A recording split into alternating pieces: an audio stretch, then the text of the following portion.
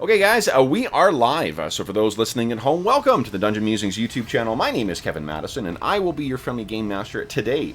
Today we are playing Session 2, or Chapter 2, of our campaign, playing Pathfinder 2nd Edition, set in the gothic horror plane of Innistrad from the Magic the Gathering game. This is Chapter 2 of the Fisherman's Daughter.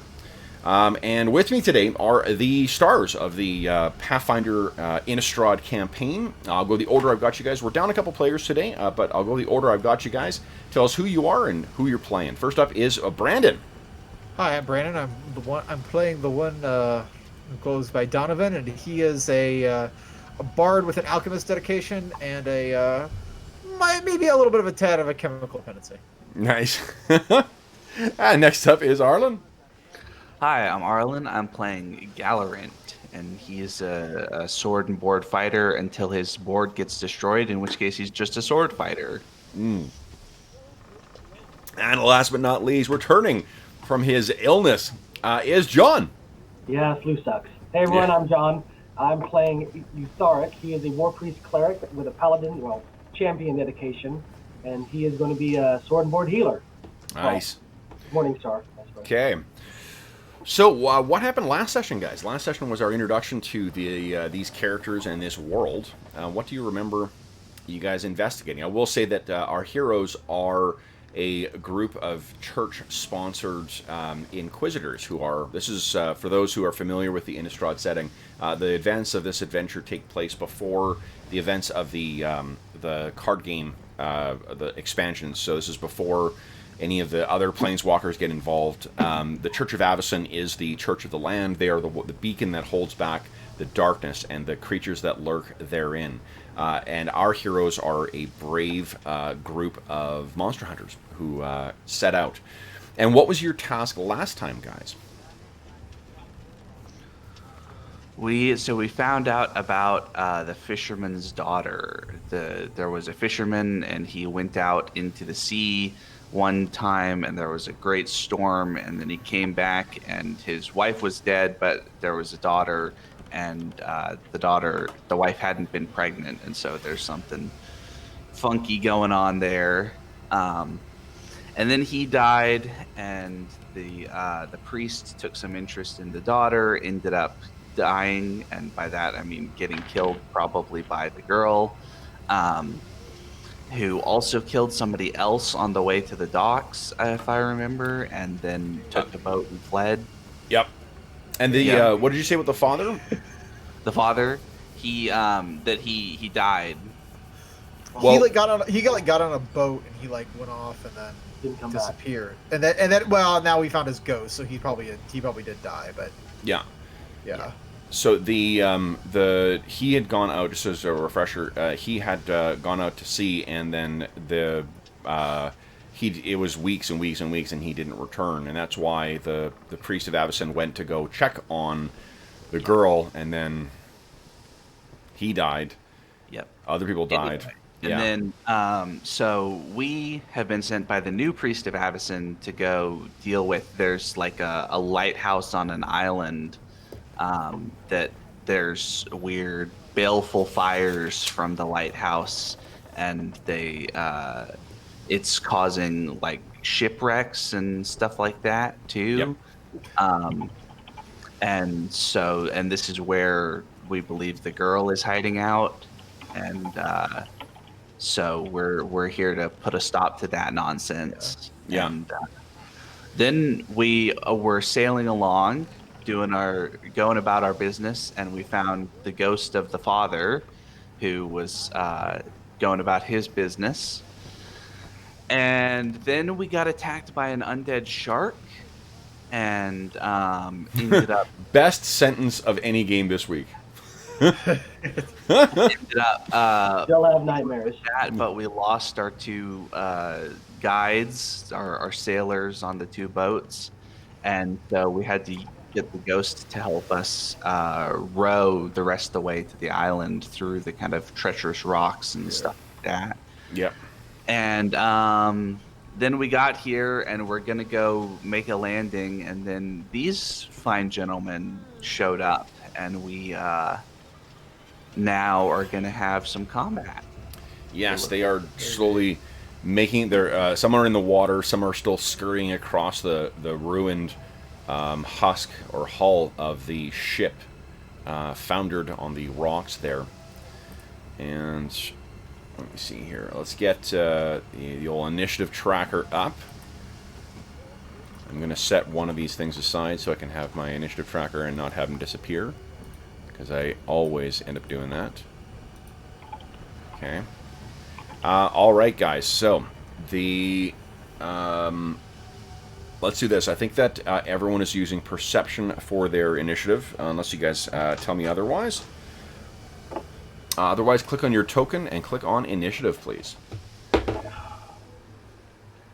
Okay. Oh, boo. I forgot that I had a feat that increased my initiative last time. No. So I added it into the... Nice. 6. Okay. Oof. And I think what happened is your companion Czar actually he sees what's coming and kind of staggers back. He trips on the one of the seats in the boat, falls, clarks his head, and he is unconscious and in the boat. There's no horses to watch, so that's that's what he's doing today. All right. So, guys, we are at the top of the initiative. First person is the hurdy-gurdy man. What are you doing? All right. Three actions. 3 actions? Yeah. I am going to sing a slight little song and trace something in the air and summon an electric eel from the crystalline waters of the Fable. Okay, hold on. Let's just stop for a second here and refresh our memory. So, are you casting a summon spell? I am. Yes. I think that does not manifest until the start of your next turn. Okay, that's fine. Yeah, summoning, just so because summoning spells are just like they are in PF1, where you spend your whole it's a one action round, or a one round action, not a 3 action thing. Let me double check here. Is that right? I know you had a summoner before, John. Yeah, Zuko dabbled. I'm pretty sure. Yeah. Yeah. That's and it costs an action every round to maintain it. Oh, does it? Okay. Yeah, it's a concentration, I believe.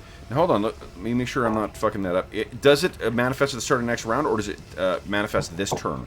Because I think that's something that they. Yeah, sorry, folks. My brain is still fevered. No, you know, and I copied and pasted the whole summon thing. Let me. Yeah, you got to look up the rules on the. Yeah, on summoning, it's. Page. Sorry, we'll take a moment here and just look sustained. that up. It's a sustained. Yeah. So that probably means. Yeah, spend an action. No, sustained just means that you need to spend an action to sustain it, but it's the way they do summoning is I think it's actually different. I think I'm the way I've described it is not correct. Unless the spell, it's which one? Summon animal. Yeah, it works just like summon animal. Okay. So let's see here. Other spell traits summoned. Creature called by a conjuration spell gains the summon trait. A summoned creature can't summon other creatures. Blah blah blah. Yeah, it has the minion trait, which means it has 2 actions per turn and can't use reactions. Okay.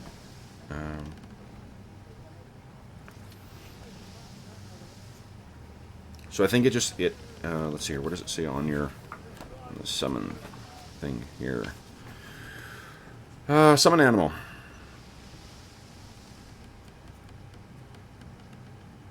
You conjure an animal to fight for you. You summon an animal who has the animal trait whose level is -1. Okay. No. I think. I summon a common creature with the Fey trait and who's So do I have to pick one that actually has the Fey trait, or does it summon add the Fey is what? trait to it? If you're cast, yeah. It says a common creature with the Fey trait is what it says. Right, common is not an animal though. Common is a like in the bestiary. It tells you what rarity the different creatures are. Oh, here we are. Okay. Yeah. So does that mean I'm limited? Is it work like 3rd edition where like you could just summon something with a Fey trait to it? No, there's no templates in the game. Oh, so I actually have to pick something that has a Fey trait to it. Yeah, yeah. But okay, so I can summon a Naiad. That's what I do. Okay, then hold on here. Let's. I want to summon something in the water. That makes more sense. I have to look up the trait assigned to As far as I can tell, it's a 3-action thing. I just don't remember if summon thing can act right away. Let's see what we got. Immediately when you finish casting the spell, the summoned creature uses its 2 actions for that turn. There we go. Oh, so right away. Yeah.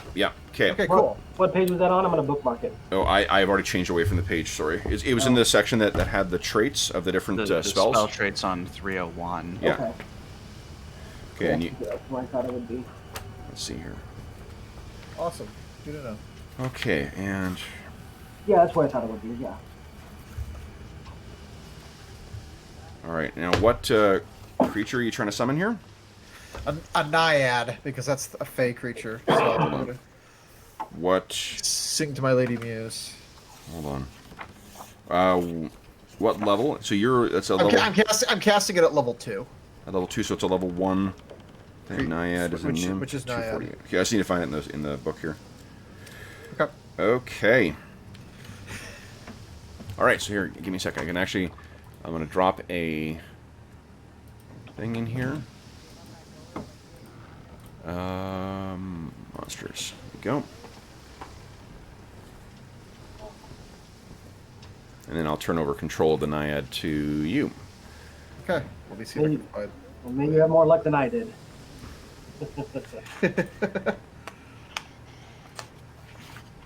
All right, I have to understand how a naiad works now. Oh, don't worry. I'll have the full rules for you in a sec here. Oh, cool. It's just. Well, I'm on. I actually have them. Oh, right, I but have the bestiary. but it's going to be all filled out for you in the in roll 20. Yeah. All right. Well, that's cool. So I can summon it. What was the distance I had? 30 feet. So could I summon it? Hold on, I'll give you control of it, and then we will worry about that. Okay. I can't find the edit button. There we go.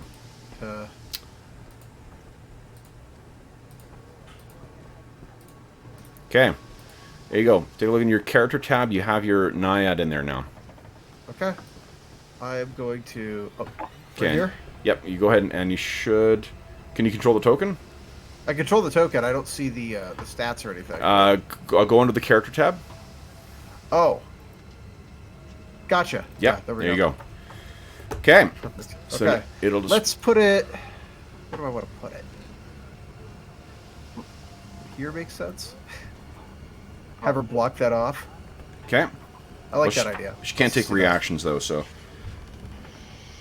Well, I know, but like then they can't get through her. Okay. She has 2 actions then. What is it? What is? Okay. So let's. What she got as far as attack? Fisticuffs. Fist. I think that's basically what she's got. Yeah. All right. We'll do that. Ooh, she's got she's got water healing too. Not like that's gonna help her much. No. All right. Yeah. I guess she's just gonna go punch. Okay. So go ahead and make the first attack. Is there a button on the? Should be, yeah, if you go into the character sheet. You'll just be able to click the name of the attack. That's how it works. Oh, so there's one. It's a nat 1. That's a crit failure. Ah, damn it. So what happens with crit fail? Let's see here. I think No, it's not unfortunate in this game. No. No, I mean, there are hero points, but But summoned creatures don't get hero points. they do not. What? No. Oh. Never mind. Although that would be a clever way to get more hero points, is to summon creatures and be like, oh, now we have more hero points. Well, hero points aren't shared, though. Right? In this one, they're individual to Yeah, the but just for the total as a party, you would have more of that Wow. limited resource. Has to be players. Players are the source. Yeah. Okay. Let's see here. Oh, she's got spells too. She does. Well. All right, whatever. I didn't see any. She's got Charm. Tidal Surge. That could be useful. Maybe. There we go. Cool. Whatever. She'll punch. Okay. So.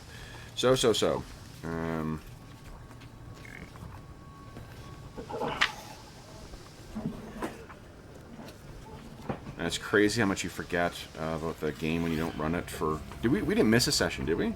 Nope. No, man, Been it's just 2 been. weeks. That or this one. Yeah. It's been a long 2 weeks. Yeah, it really has.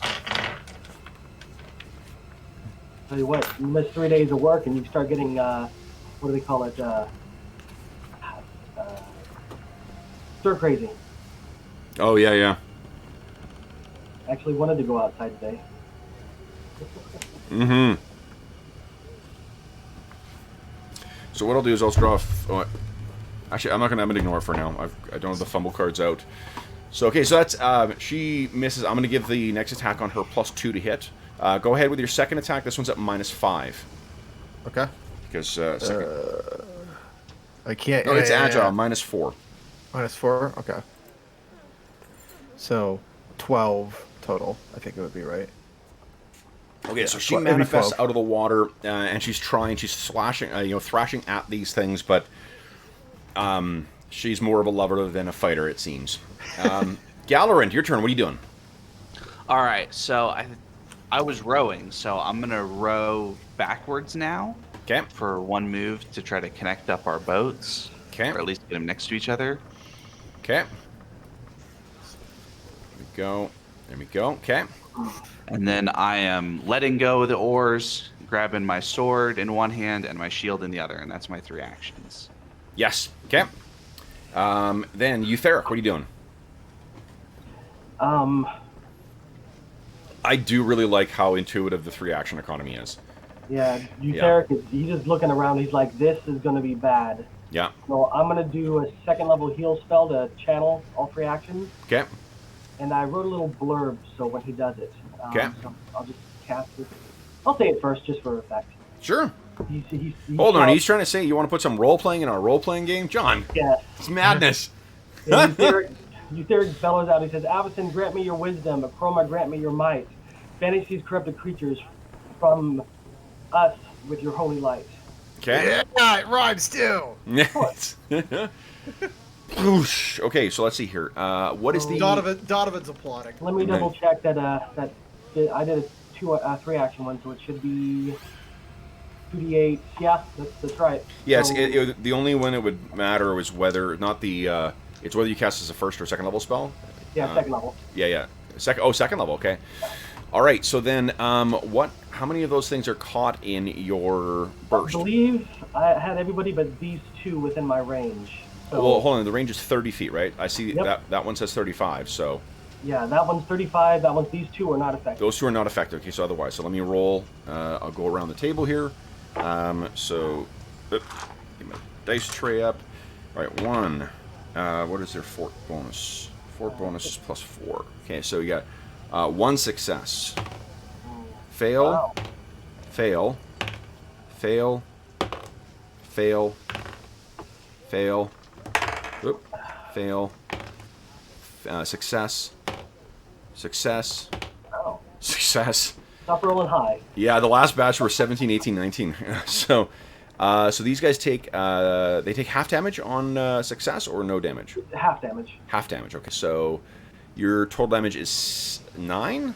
Yep. Is that 9 right? from Okay, so single fail, 4. All right. So let me see here. yeah. I know it's gonna be hard to track all that hit points. What I'll do is do this. I'm gonna count up for them. What is their hit points? Okay. And do they have any vulnerability? They do not. They're remarkably inconsistent with which things have vulnerability and which things do not, like which undead. Yeah. I get why, because I mean it would be probably unbalancing if everything did +5 damage or +10 damage. You know, so. I learned something recently on Roll20 how you can add like numbers to your little markers on the characters. Yep. So that was pretty cool. It's like good when people get knocked down or paralyzed, for instance. You could do which, sorry? If you click on the character where you go to marker and you hover over one of them, you can press a number on your keypad and add a number to it. If you hover over it and put... You don't click it, you just press a number, like on your keypad. Like if you see Eutheric, I have a 9 on mine. If I say again, if I hover over them and what? Yeah, like if you're going to put a mark on the character sheet, if you hover over the color you want, you can type in a number instead of clicking it, it'll add it with a number on it. My token? I'm not sure I'm following. Sorry, I think you're a little muffled right now, and I'm having... Oh. Are you Okay. guys understanding what he's saying, or am I just stupid this morning? Could be. I would. Do you know how you put little token markers on the characters? Yep. Yeah, if you go over one, don't click it, but hover over it, and you hit a number on your keypad, you can add a marker with a number on it, like for durations, for stages of effect. Oh, really? Okay, so if I hover over the token... Do I... Well, Not hover over the token. So what you do is you click on the token, and then you go to the token markers page and hover over one of the markers, and then press a number on while you're hovering over the marker, and it Oh, adds a number related to that for marker. stages of effects would be very useful. Okay, sorry, and I'm sorry, I'm still being stupid here, guys. Oh, that's cool. Click the Okay. token, and then I have going to what? Go to the Click markers. the token and go into the token markers Yeah, thing, the that's really bottom cool. one. Bottom one. Where am I looking? Oh, Token thanks, markers. Jonathan. I'm glad I know about that now. You No, know, what? like where you could put a stone Oh, okay. crossbones on Yeah. or something. Yes, Yeah. yes. Okay, I understand now. Sorry, I'm a dummy. I just learned that this last Monday, so I thought it'd be pretty foolish. That's- Yeah. Got cool. it. Yeah. Sorry. Okay, excellent. All right, then. We have all of our... I don't think you can see the bars yet, but I can. So your energy bursts out, and many of these things kind of... They recoil back from the radiant power of your... Rules. Yeah. Yes. All right, now it is their turn. So... I'm a target. Yay. We have one coming over, and is going to claw at you from the side. So that's Oh, one no. to get over there. Two. I'm going to give him -2 to hit because of where he's not actually in the boat. Excellent. What is your AC? Your AC? Hold on. That is 23 without a shield. Eutheric is 25 right now, right? No, it's 23 without a shield, but with a -2. Oh, you don't have your shield up. Okay, so it's 25. All right. So here we go. First attack is 22, so it's a miss. Jeez, don't roll high. And then the second one is a miss as well. This one comes over, and it begins pulling the boat up and down. What is your athletics?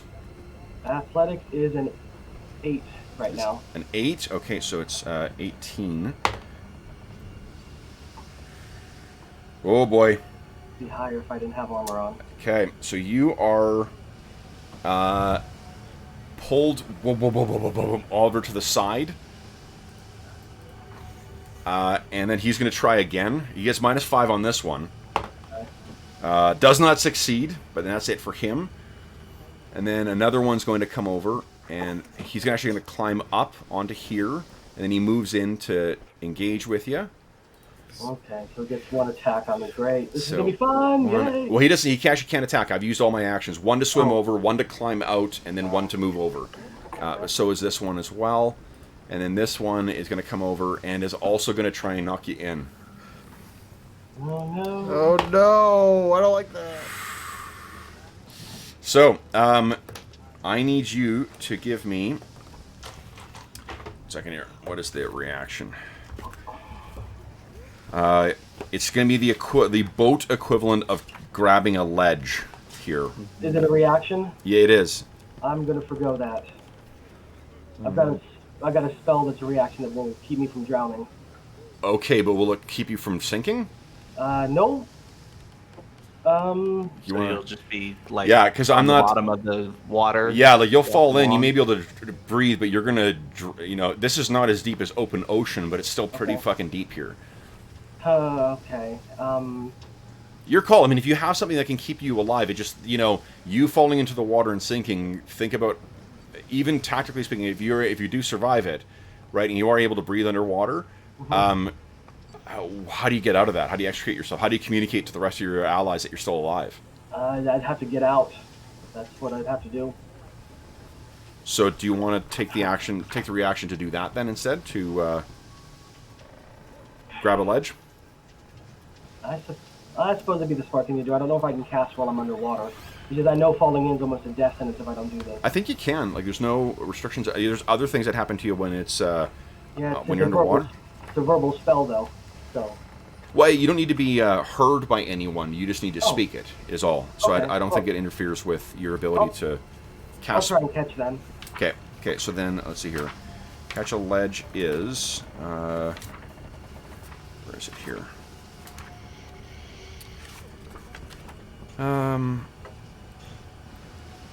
Just give me an or grab an edge. Give me a athletics check, please. Oh, reflex save. Usually at the climb DC, so it's a reflex save, please. There it goes. So it would be 15 is what we're looking for. Do you want to spend a hero point, re-roll that? Yeah, I have the odds of rolling higher or greater, so yeah. Okay. Go. Nice! So what do we see as you stagger back and almost fall over? So he was anticipating the rules, trying to swarm him and bring him off the boat. So he starts to mimic the words from his spell, but he lifts his head for a second and shakes it, and then he almost falls back and hits his shield against the side to bounce himself back up. Okay. Okay. All right. So then the ones over here, I've got one that's attacking the Naiad. What's her AC? It is. Hold on. Oh yeah, actually I've got it wrong, open here. wrong one. It's out there. Yeah, 16. It is Okay. 16. Yep. All right. So first one is a hit. She takes. Let's see here. Do I have a place for her hit points? Here, I can create a bar for you. Just give me a sec.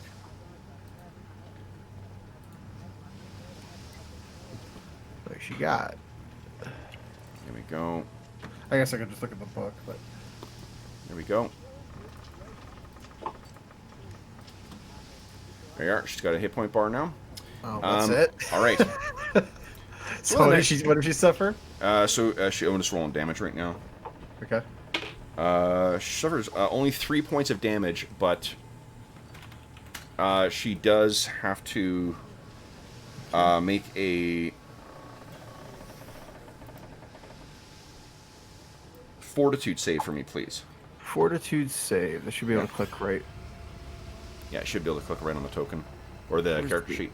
Yeah. There we go. Okay. Ah, damn it! That's a crit failure too. Wait, isn't she like fey and like immune to crap like that? Unless it says it on the thing, then nope. I'm looking for it. Any living non-elf creature hits. Yep. Okay. She's an elf like Aleph, right? The elves are all Nope. fey, have fey heritage. Okay, so she is then paralyzed. Flat-footed, can't take actions except recall knowledge. And I think if you're swimming, she's going to sink as well, too. Yeah. She can breathe underwater, though, right? She can breathe underwater, yeah. Okay, That's so not then an this issue. thing will attack her. Flat-footed means she's minus 2 AC. Her AC is now 14. That second attack hits. Oh, I should have had her use the stupid title surge, whatever. The best could thing use- about paralysis in this game is you get a save every round against it. All right, good. That's the only good Alright. thing about it. Okay, hold on. Okay. 2 more damage from that, and then that, I guess it'll make its final attack as well. That's a miss. Okay, then the other one is going to surge forward and try and get her. I'll just roll. First attack is a hit. Second attack is a miss. Third attack. Oh, it's already moved. Can't make a third. So she takes another 5 points of damage. Okay. That's what her job is, though. So you know. It is. She's doing it. Yeah. Then this one comes over, and it's also going to try and shake the boat. So I'm just going to make an attack, and I'll compare. Can I get what is Galorant? If you can put in chat, guys, Galorant and Donovan, what is your athletics bonus plus 10? I don't think I'm going to succeed here, but For Gallert or for me too? Galorant and Donovan, both you guys. Okay, Gallert, athletics bonus plus 10. One moment. Athletics. Okay. 0, so 10, I guess. Oh shit. Okay, so you are knocked to the edge there, Donovan. All right. As this thing's they're shaking the boat, Okay. and then it makes its second attack. If you're only a 10, I need you to. Do you want to spend a reaction to try and catch yourself, or Yeah, I'll do that. give me a reflex save, please? All right. Reflex. Nice. Nice. You know what I'll say? Because you succeeded, you can move yourself back to kind of the middle of the boat if you like. All right, yeah, I'll do that. Okay. Get away from. Okay. And then this thing is goes scrambling over here, and then leaps, boom, down into the boat and gets 1 attack. Okay, so I got 1 attack on Gallerant, 1 attack on Donovan. So on Donovan, your AC is a 20. Is that right? Yes, I believe so. 20 up. I hit just 20 on the nose. I need fortitude save from you, please. All right. And you take 5 points of damage. 5 points of damage. Okay. And Gallerant, it may not shock you to learn that your defenses hold against this one. Okay, and your fortitude save is a success. So. All right. Perfect. Hope so. Yeah, so you are not, although you can feel this thing as it touches you, the chill of the sea begins to sink into your bones. You shake that effect off. So I got 2 left here. What are they going to do? Give up. They can't beat us. Move over here, and then leap. And we'll make an attack on should have more attack. Eutheric. That is a miss. And then this one will do the same, I think. But that's all my actions to get over. Oh, can't. You know what it'll do is it'll dive in the water, it'll swim out, and come up the other side. So it's that is all of its actions. It's kind of perched on the edge there. So there are a ton of undead creatures surrounding you. Donovan, you're up next, bud. What are you doing? All right. How? What is the position of these guys? Are they underwater? They're mid-surface. So just like the Naiad, they're sort of just slightly like as if they're human swimming. She's sinking, so she's not quite at the surface, right? Yeah, or her head's below the water, but okay. My question is, would she suffer splash damage if I were to throw an acid flask at one of these guys? I don't think so because if she gets underwater, but they would get a pretty big bonus to resist that stuff because of most of their body is below. That is why I'm gonna. Okay, so I guess it's one action to attack with to throw something, since I have the bandolier. Yep. So I can just go like that. Okay. So here's what I'm gonna do. First action, I'm gonna use it to sustain her being there. Yep. Second action, I'm going to cast True Strike. Yep. Which gives me which ignores all that bonus crap. Yeah. And I essentially get, if I recall, I get advantage on I get to roll twice. Yeah. To take the higher result. So it's a verbal spell, so that's nice. it's a verbal spell too. Yeah, exactly. So that's what I'm gonna do. One sec here. Well, I like True Strike. No provoking. Yeah, hold on. I want to check one thing. There's I'm just checking spell disruption because you took damage and you're sustaining a spell. I forgot about that. Oh yeah. So I think there's a. Is there a check I gotta make? I think so. I don't think it automatically fails like in Starfinder or in old school games. It's more like 5th edition where you gotta make like a. Yeah, I think it's you gotta make a check here. So, where is? Hold on, disrupt.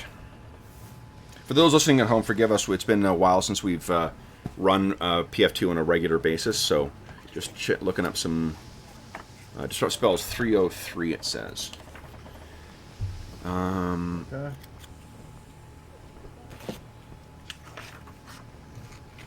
Full rules are on 462. I'm on a.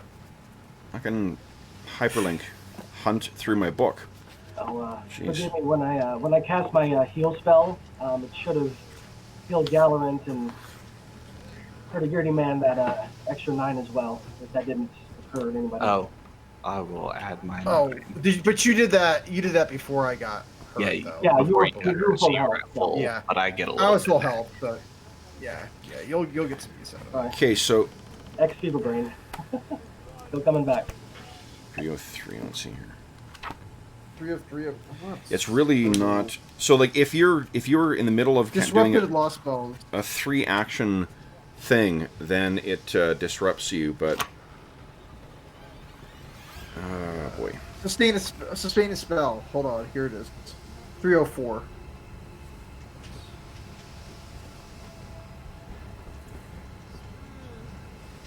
Yeah,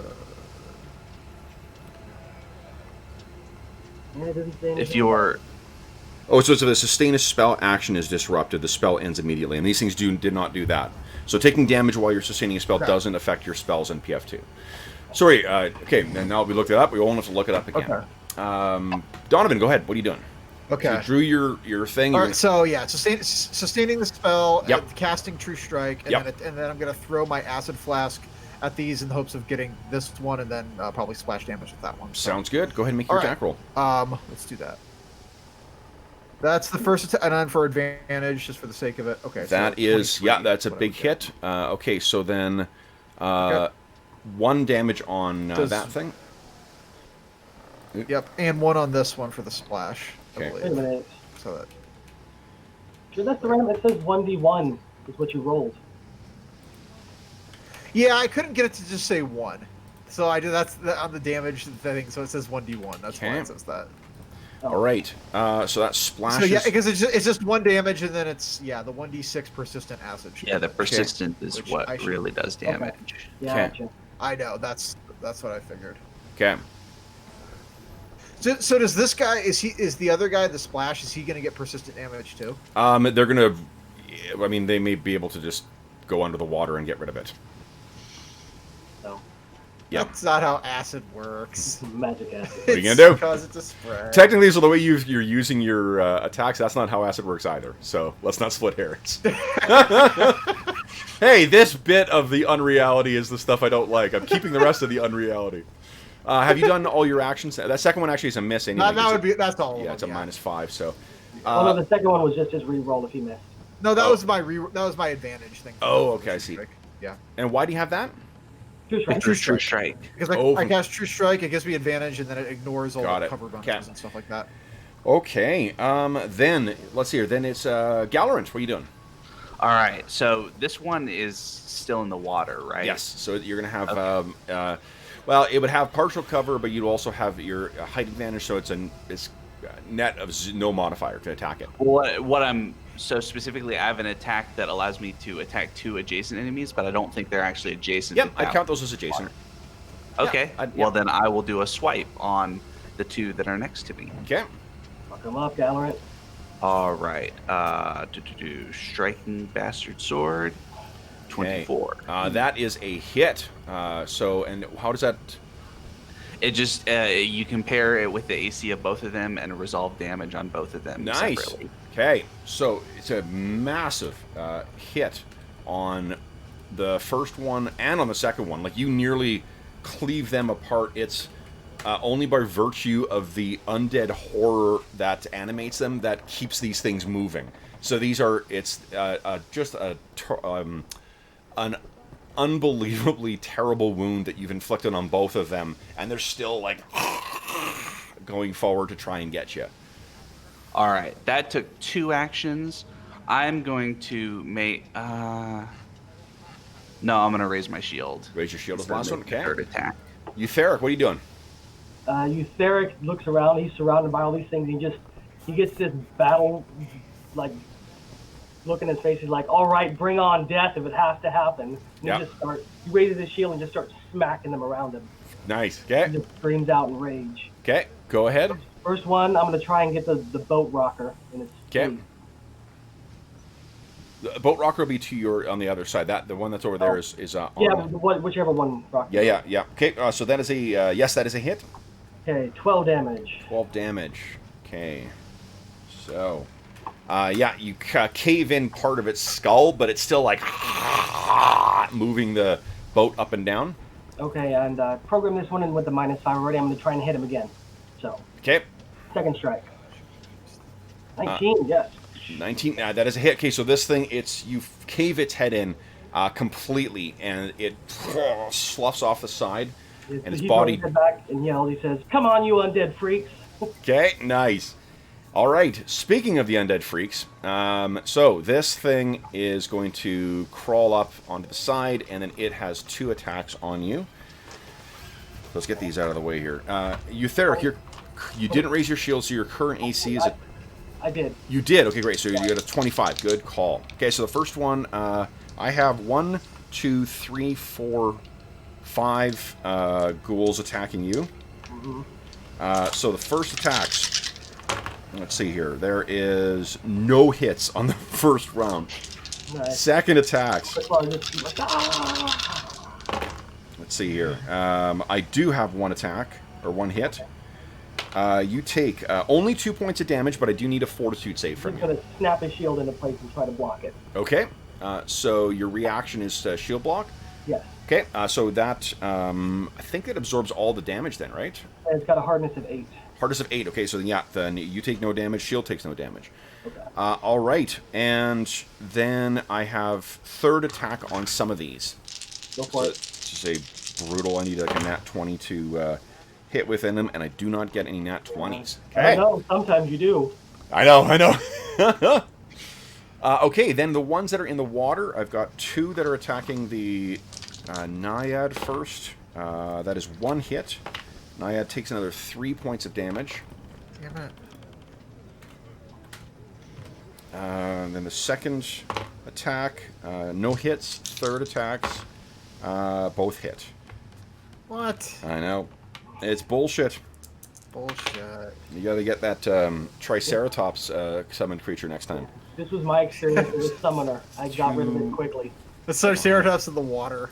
Like that's. Yeah, true enough. But I mean, like all the attacks that she's sucking up are attacks you guys aren't sucking up. So I mean, that's definitely. It's very true. Yeah, That's yeah. why I Huge got it. advantage of these things. Okay, so we got 1. Oh, that's, she should have gotten to make a saving throw last time, but I forgot.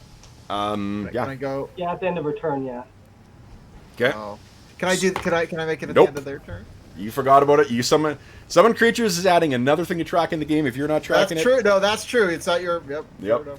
Okay, so let's see here. I don't think anyone's. Oh fuck. Donovan, your athletics is a 10, right? Yes, that's Okay. correct.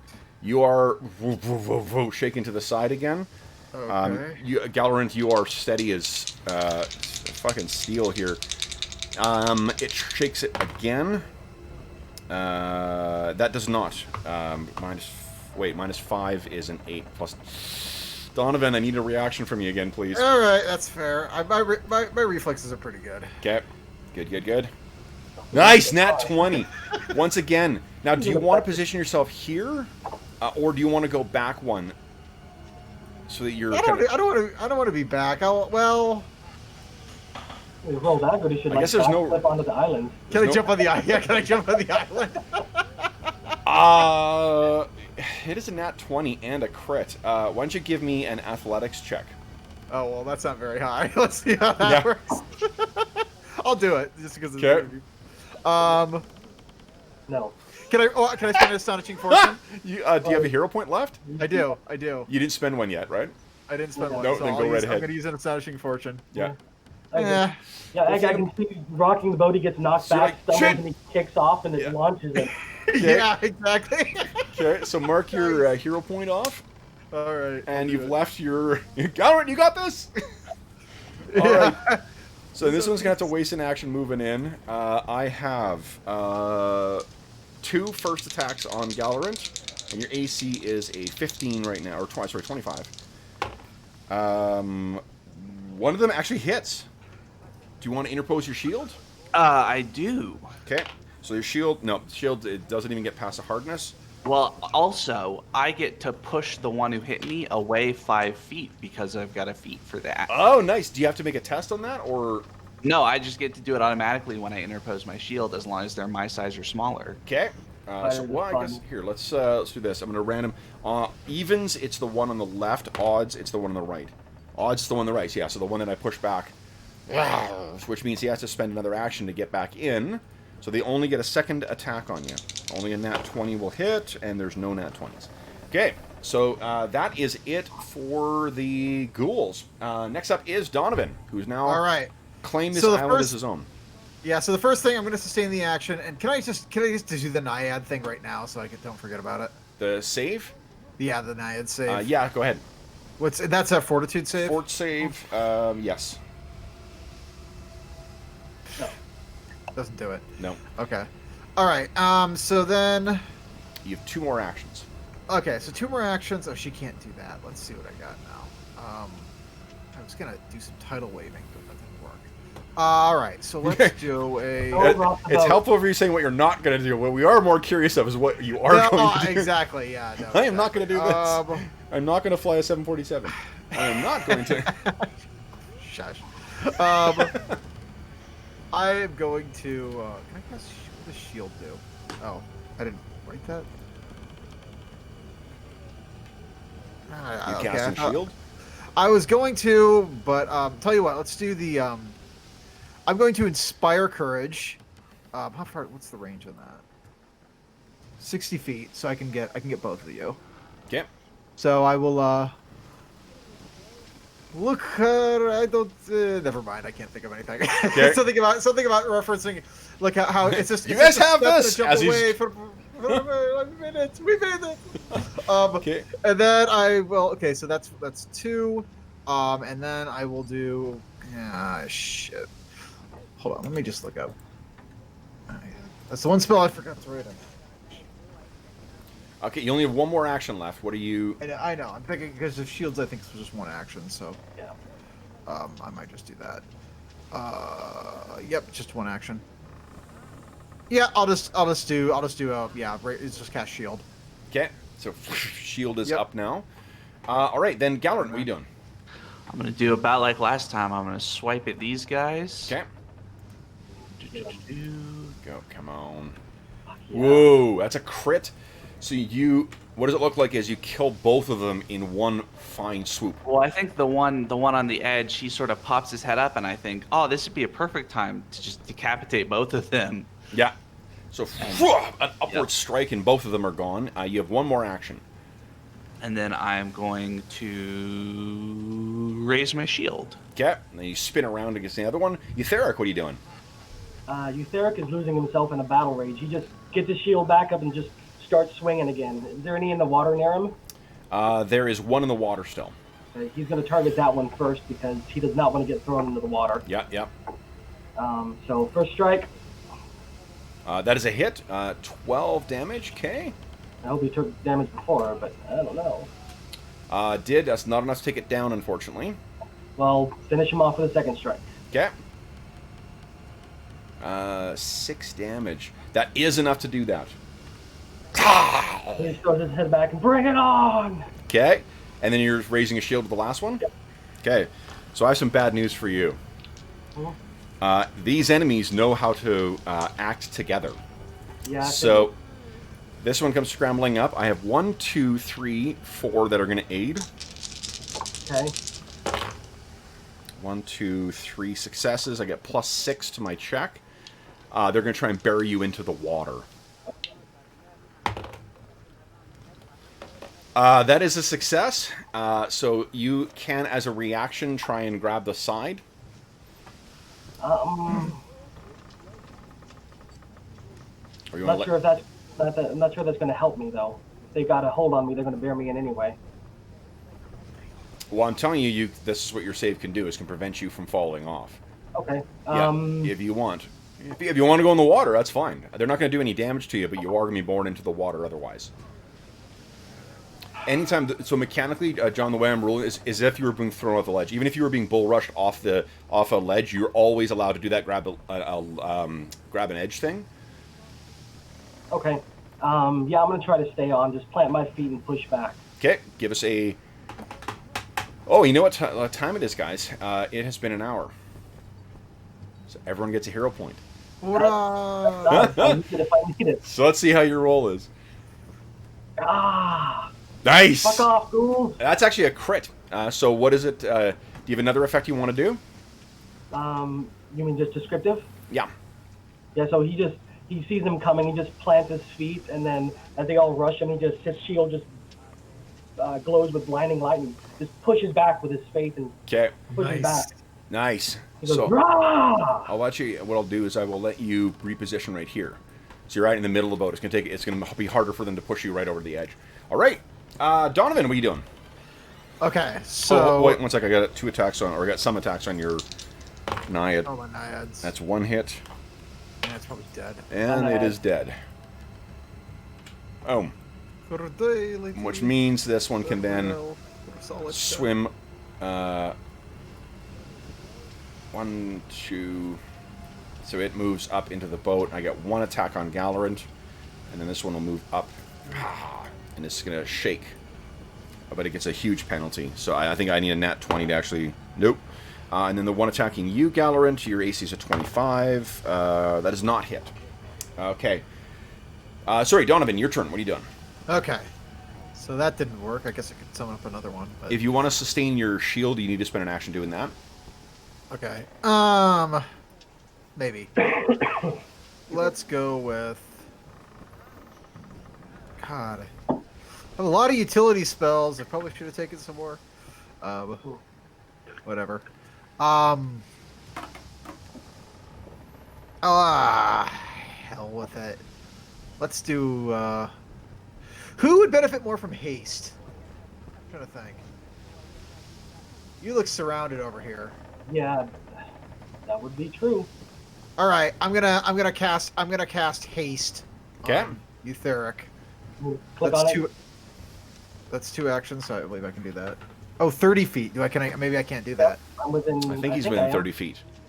Oh, 35. You're 30. Yeah, you're right. Okay, Yeah. cool. Just. All right, perfect. Okay. All right, so congratulations. You now have haste for. Yep, there's the description right there. Nice. Okay. And then I guess I get 1 more action, so I'm going to. I'll just continue to inspire courage. Okay. Nice. So you guys get +1 to hit, +1 to damage. I think it's just 1 on that 1 target, I believe. You and allies in the area gain +1 status bonus to attack rolls damage. Oh, for that. Yeah, I was thinking about haste. Haste is just, I think, 1 creature or object. Oh yeah. Yeah. Okay. So. All right. Gallerant, what are you doing? All right, I'm gonna power attack this guy. Okay. So, one-handed power attack. Okay. That's not Big good hit. damage. Not great damage, no. And it's unfortunately not a crit either. Okay. And you have 1 more action.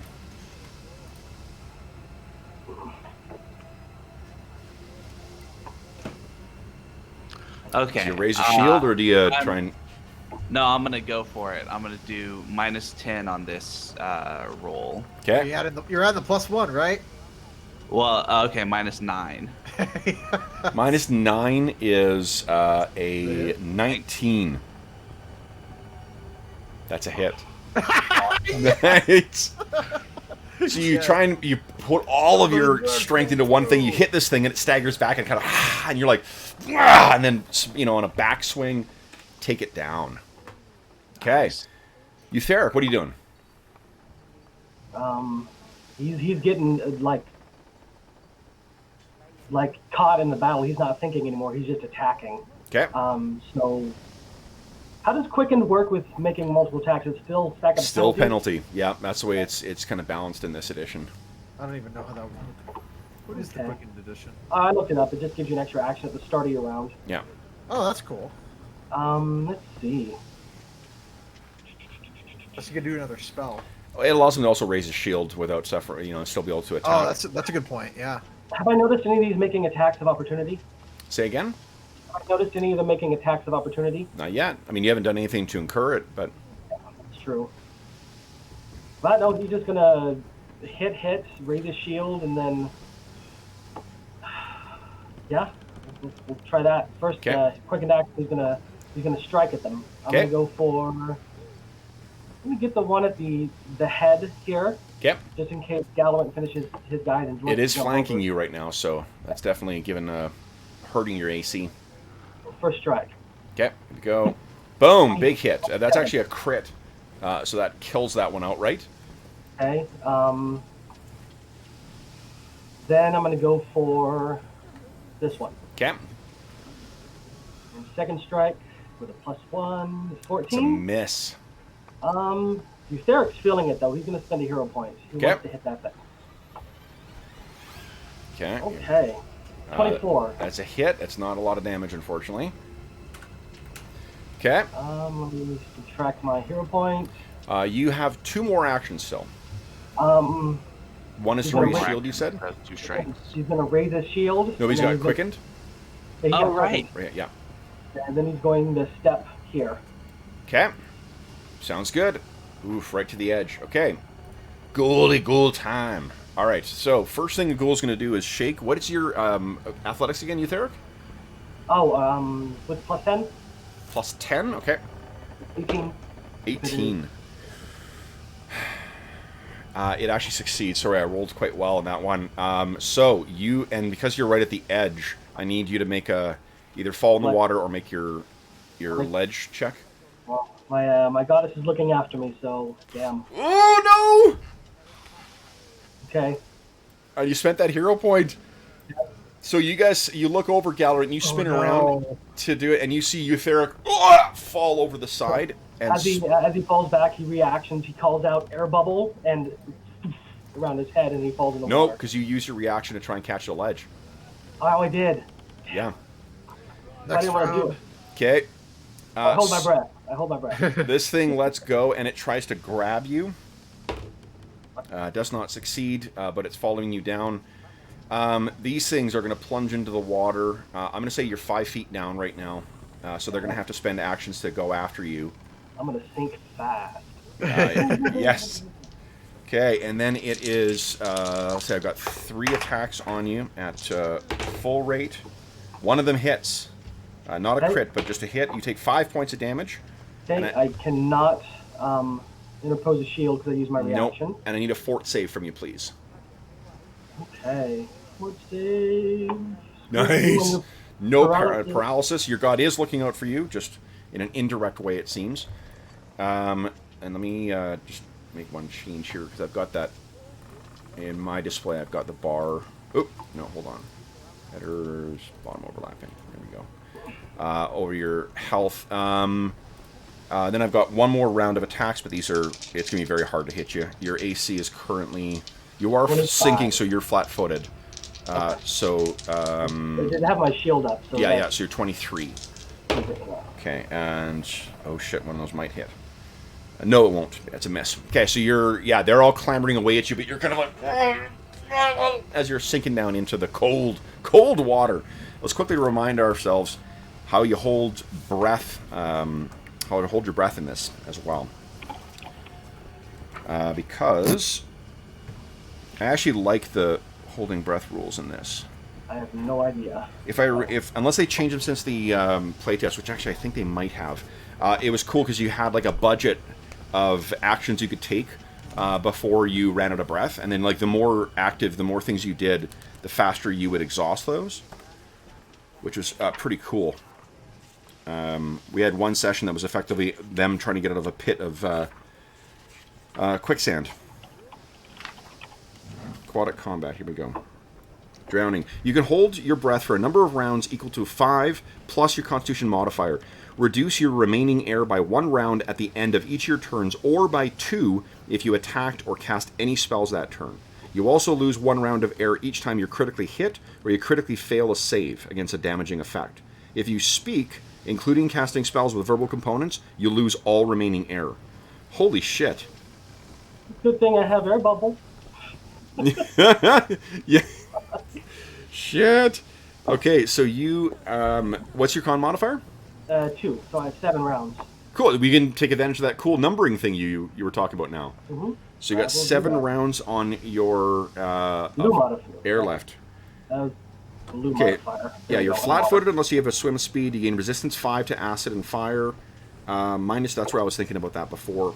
You take -2 circumstance penalty to melee slashing or bludgeoning attacks.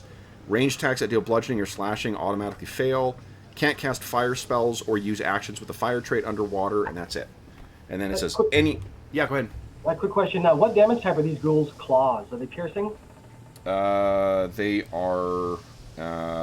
it says here, none of your goddamn business. No. So, well, the only reason I ask I have piercing is this thing. They have an aquatic trait, so I would let them do full damage underwater. Well, no, my armor gives me 2 resistance to piercing. So to piercing? No, it's not piercing, sorry. Okay. Yeah. Then that is, of course, your goddamn business. Alright, so that was the ones on you. Gallard, I haven't attacked you yet, have I? You have not attacked me. And did you want them? Is that what I heard? Kev? Well, I'm just gonna, knock him backwards with my shield again. So. Okay. Well, that's But if the one we got a wacky shacky one first here, and try knocking the water. That is a big miss, and I really need a nat 20 in order to even potentially affect you. So the one in the water is kind of shaking this, but it's really more like moving up and down in the water because you're so heavy and so solid. And then the one that's facing you, he is going to. Let's see here. He's already been pushed back once by that shield. Give me a sec here. I might try some bullshittery here. What is the reaction for shield block? Is it when you're hit and take damage, or is it any melee thing? Feet. Shield block. Boom. There you go. You would take damage from a physical attack. You would take damage. Okay, cool.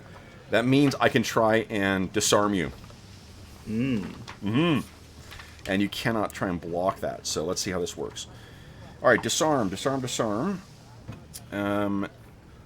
Kevin's starting to get dangerous now. I am. These ghouls. Well, these things are way lower level than you, and it's really just. If I roll really well, that's when I get a chance to try and do something nasty with them. Okay. I do love how low-level minions work or feel in this game, too. Okay. Disarm. Okay. What's your reflex save? My reflex save is a 12. A 12, okay. A 12, that's not great. Wait, no, plus 12?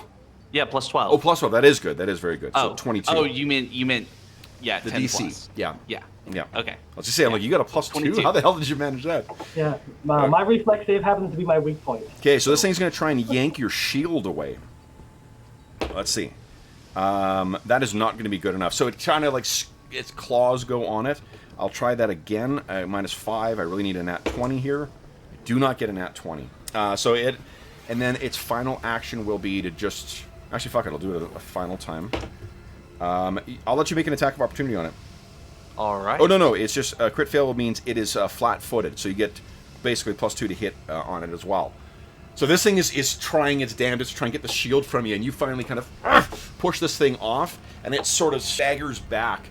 And it is off balance right now. Donovan, your turn. What are you doing? You just saw your ally fell in the water. Yeah. So what is that 7? That's his breath holding, right? That's how long he can hold his breath. Yeah. Okay. So at this point, you said he fell in about 5. He probably sank about 5 feet.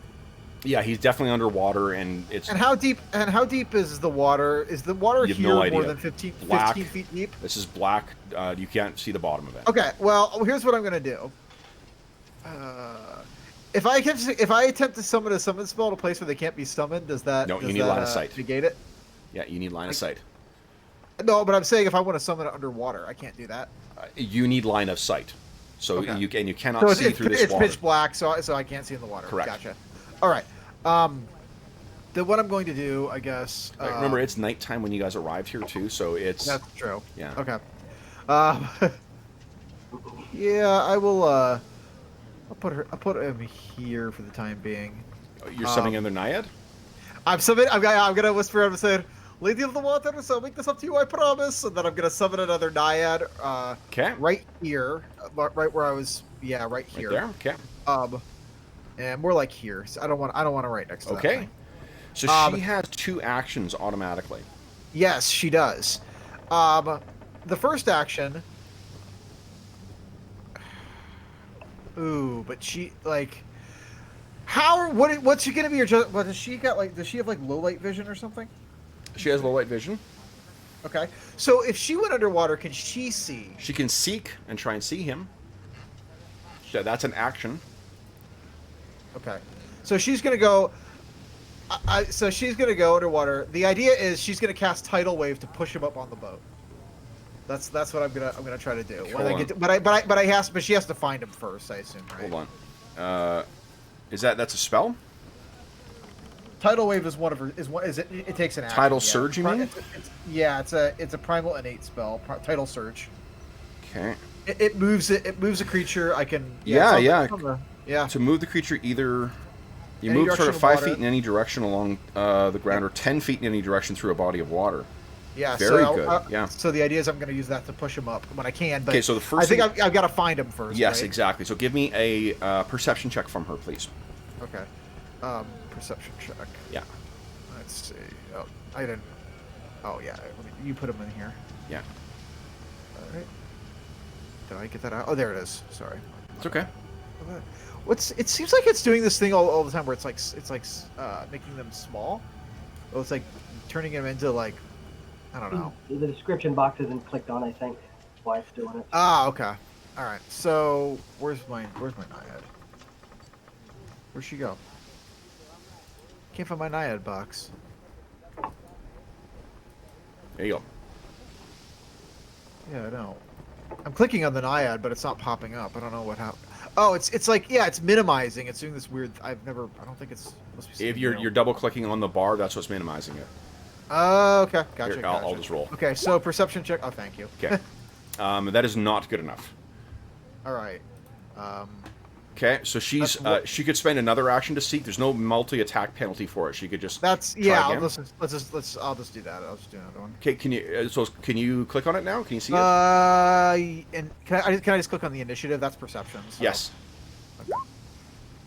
Still can't see him. Still can't see him. Yeah. All right. Well, Okay. So right.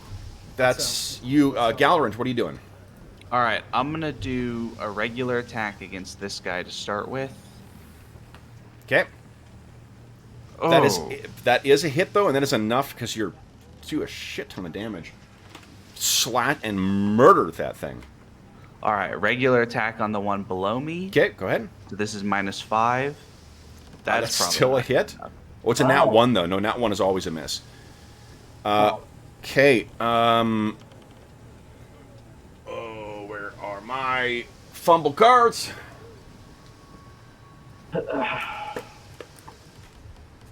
Starfinder. Starfinder. Where on earth did I... Well, you're lucky that I clearly put them somewhere, and I don't know where the hell I put my crit hit, crit fumble cards. So yeah, you're... I'm going to say you're flat-footed for this Okay. round. And then I'm going to step to this square. Okay. Eutheric, you drift down another 5 feet. You're now 10 Okay. feet below the water. Are any of them within striking distance of me? Yeah, they're sort of... We can picture they're going moving down with you at the same time. Okay, the first action I have because the haste has to be spent on a strike or a move. And I can't move, so I'm going to try and hit the closest one to me with my warning Okay. star. Yeah, go ahead. So you're going to lose 2 points, 2 rounds of air. Go ahead, make your attack. It's a hit. And sorry, which one were you hitting? The closest one, you just had. I'll let you take out 1. Boom. That'll work. Okay. Okay. So let me subtract 2 from my handy dandy thing. Okay. Then I'm going to do a single action spell air bubble. Does it have a verbal component? It is verbal only. You have so I no use air all my left. air, and then I get air around me. Okay, so click on air bubble. Let's see what it does. There you go. Okay. Nice. So. Excellent. Love it. Okay, so you have... you're not holding your breath anymore, but you do have air. You are, however, 10 feet below the surface. Okay, so that's 2 of my 4 actions, and then I'm going to spend another. I'm going to do 2 actions. This is going to provoke if they can hit me. I'm casting light on my shield. Now, hold on. Can you cast... I don't think you can cast more than 1 spell per round. You can do You it... can? I don't No, think so. you can because it takes 2 actions to cast a spell, but I did a single action then a 2 No, but I think there's... Wasn't there a rule? This may have been something from the playtest, but you couldn't cast more than 1 spell per round, regardless of how many actions you have. And you're... Hold on. They may have changed that. I don't know about. I don't No, know. we did that plenty of times in a different game. You could do... Well, but if you're using the components, I could see that being the case. Like if it's. No, I get that there's whether you and again I don't know if it carried over into the regular one, but it was a flat out you cannot cast more than 1 spell per round. And on top, your action economy was set aside. But Yeah, I think the exception though was a cantrip, and I just saw you clicked on a cantrip instead. Yeah, I did. It is a cantrip. Yeah, okay, that's fine. I'll double check that, but like that, and again that may have been dropped from the playtest. but it I don't was remember seeing it in the actual book I have. So yeah. So did you rule, Kev, that acid washed away in the water? It did, yes. Okay, damn it. they get fire and acid resistance while in the water, so it makes sense. You gotta put a base on acid, not a... Yeah, well, magic acid, man.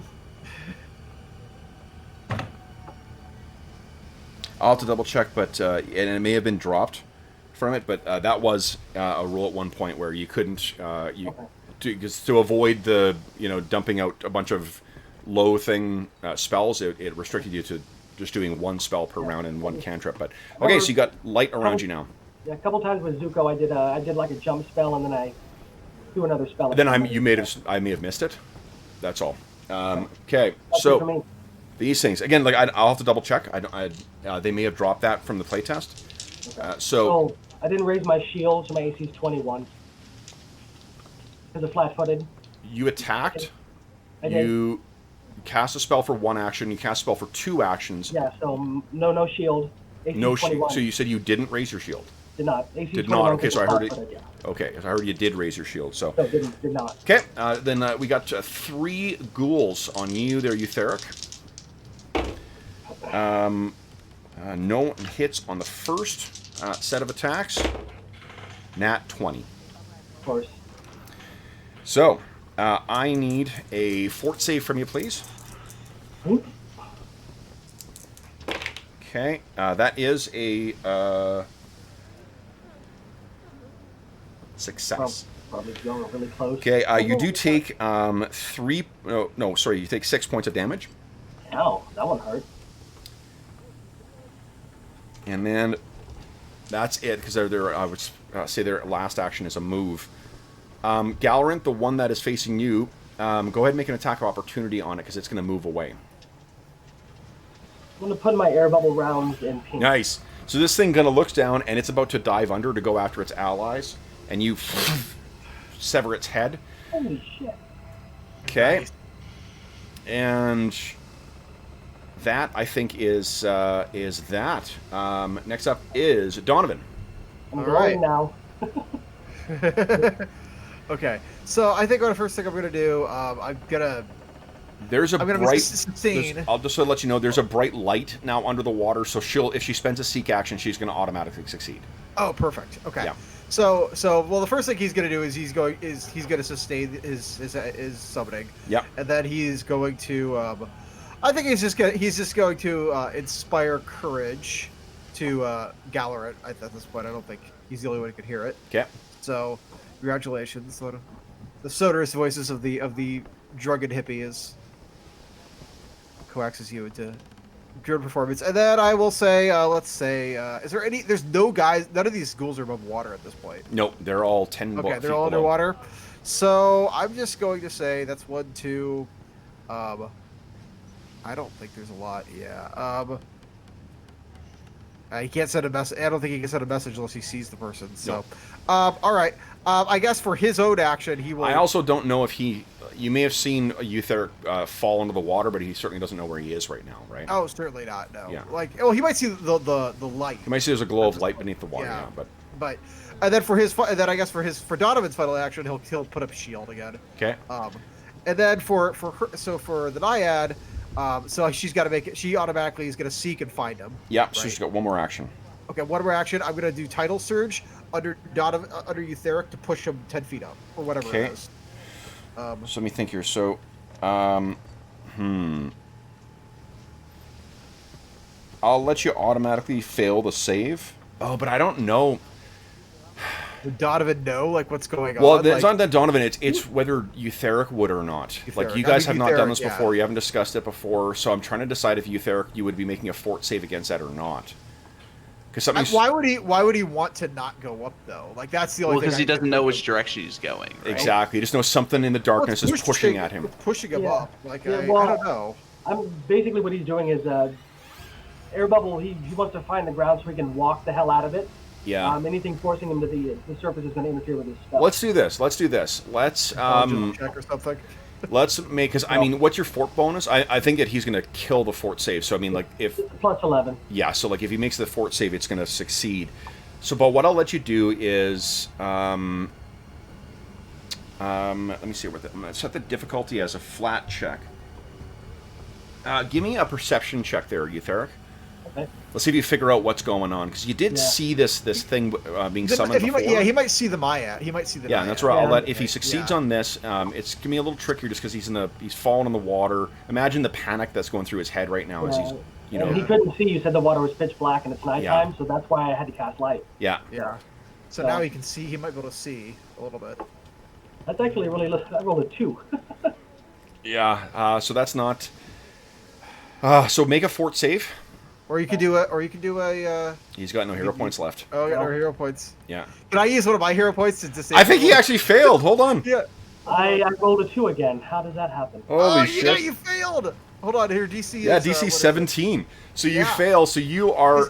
Is it a critical fail? No, it's not. And you need to Okay. fail by 10 in order to critically fail. Or roll a 1. But you So are he was 10 feet up. you are borne up, and now you splash above the surface. And what I'll let you do is you, if you want to use your reaction, try and grab a ledge. Oh yeah. Give us a reflex save. Yeah. Nice. Nice. So you're holding onto the side of the boat now. So Gallerant, you see Euthera comes surging up from the water. There's like there's all these bubbles, and then he suddenly comes up and grabs the side. That's an awesome use of the Naiad's ability. Gallerant, what are you doing?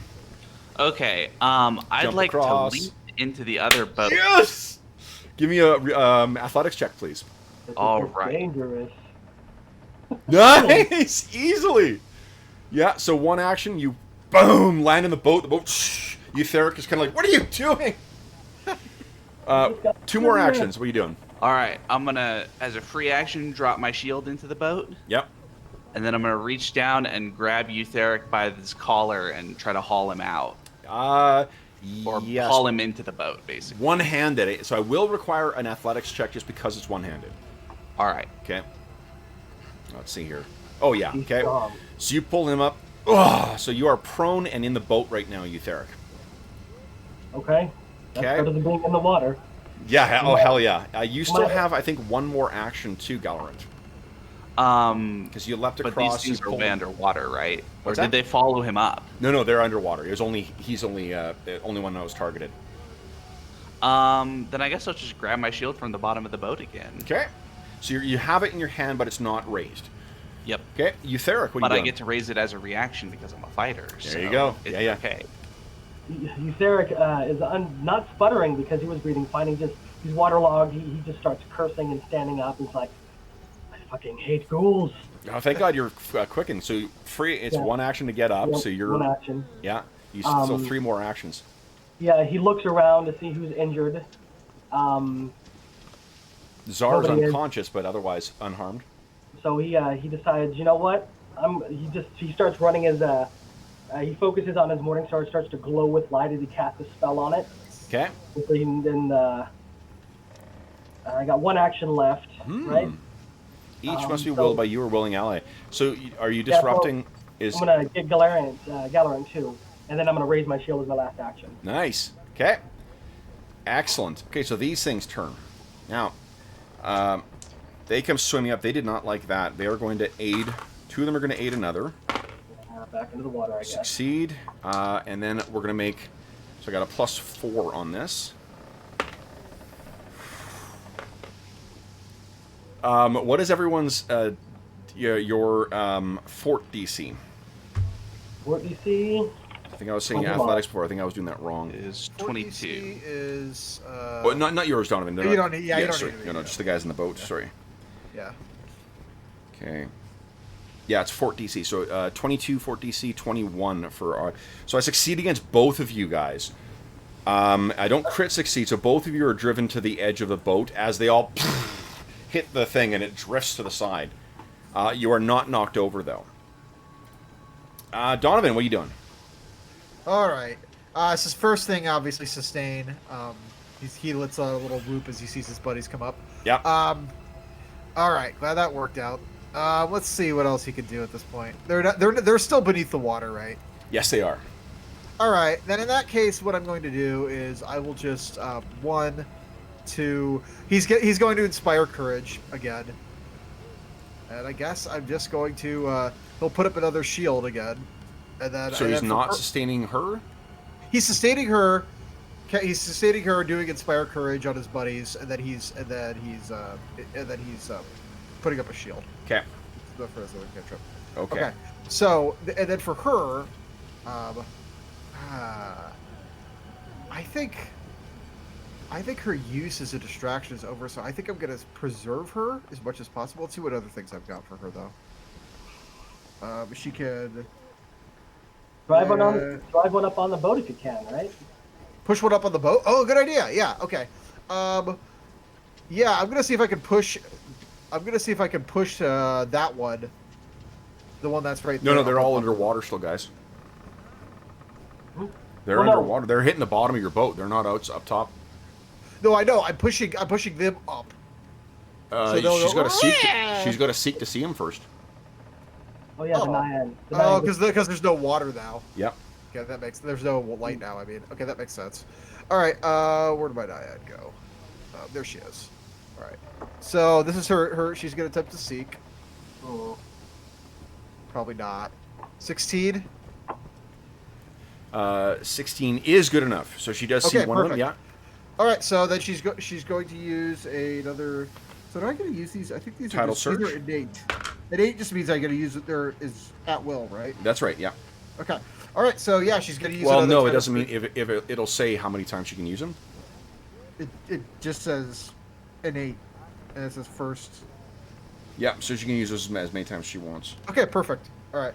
So I will use, I will use innate to see if I can push that guy up onto the boat. Okay.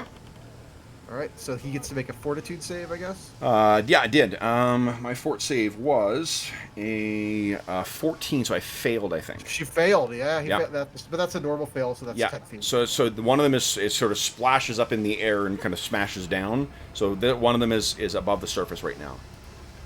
Gallerant, what are you doing? All right, I'm gonna step back to the middle of the boat, and I'm gonna try to slash the one that the naiad pushed up. Okay. Remember your +1. He doesn't need it. That's true. Bam, That bam. ghoul's dead. Okay. Yeah, that is a big hit. That thing's dead. Boom. All right. You have one more action, it sounds like. I'm going to raise my shield. Raise shield. And Eutheric, what Or are you doing? actually, wait, can I take an action like to steady myself in the boat to make me harder to knock over to the Yes. side? Yep. I'll give you a +2 to well, then I'll do your that fort. instead. Okay. Love it. Eutheric, what are you doing? How long does that haste last? 5 rounds, right? Oh, yeah, let me check. It's 1 minute, I think. Okay, so I still got about 6 Yeah, rounds. it's or so 10 left. rounds, right? So. Yeah. Okay. Yeah. So Eutheric is going to use this quicken action to step forward in the center of the boat. Okay. He's going to message Donovan. I have that. And he says, keep doing what you're doing. It's making him an easy target. And then he's going to Oh, raise his shield and then steady himself. Okay. Excellent. Okay. And then ghouls. Let's see here. What are they going to do? I think they're sick of you guys. They're coming for Donovan. Shit. oh no, I don't like that. Okay. Donovan, your AC is currently a 20, Okay, but right? I got a shield. Okay. That doesn't affect your AC, I don't think. No, but I don't. I think- how does shield work? You'd have to read it if you don't know. I did read it. Then I. Okay. There it is. There it is. Raise the Yeah, shield. the shield cantrip gives you +1 to your plus AC. 1. Okay, So, there yeah, I you got go. +1 to the AC. So Okay, what is there your... we go. yeah, so I hit a 23 So total. AC. So it'd be that would hit. Okay, I need It's a like, well, full- I think it is. You 20, take 3, yeah, 21. 3 points of damage. You could use a reaction to interpose. 3 points of damage. Well, technically, you'd have to tell me whether you would interpose, and then I would tell you what damage it is. Yeah, I'll interpose. Okay. It's Hardness- 5 points of hardness damage. 5. So, Okay, it's hardness of 5. So does that mean It's it 10 because it's a 3rd level cantrip now. yeah, but I think once you Oh, use okay. it to block, that's when Yeah. it's destroyed. Yeah, it's Okay. gone now. Cool. Yeah, so it's gone, but fortunately you aren't actually hit by this, so you're not going to have to make a fort save. At Yeah. least that was their first attack. They get one more attack on you. Neither of those will be a hit. yeah, there we go. Okay. Retroactive smartness. Then it is Your turn. Donovan. Oh, I don't like this. Let's see. What can I do? Let's see. She can move. Well, first thing he's gonna sustain his. He's gonna sustain his spell. His Yeah. Naiad.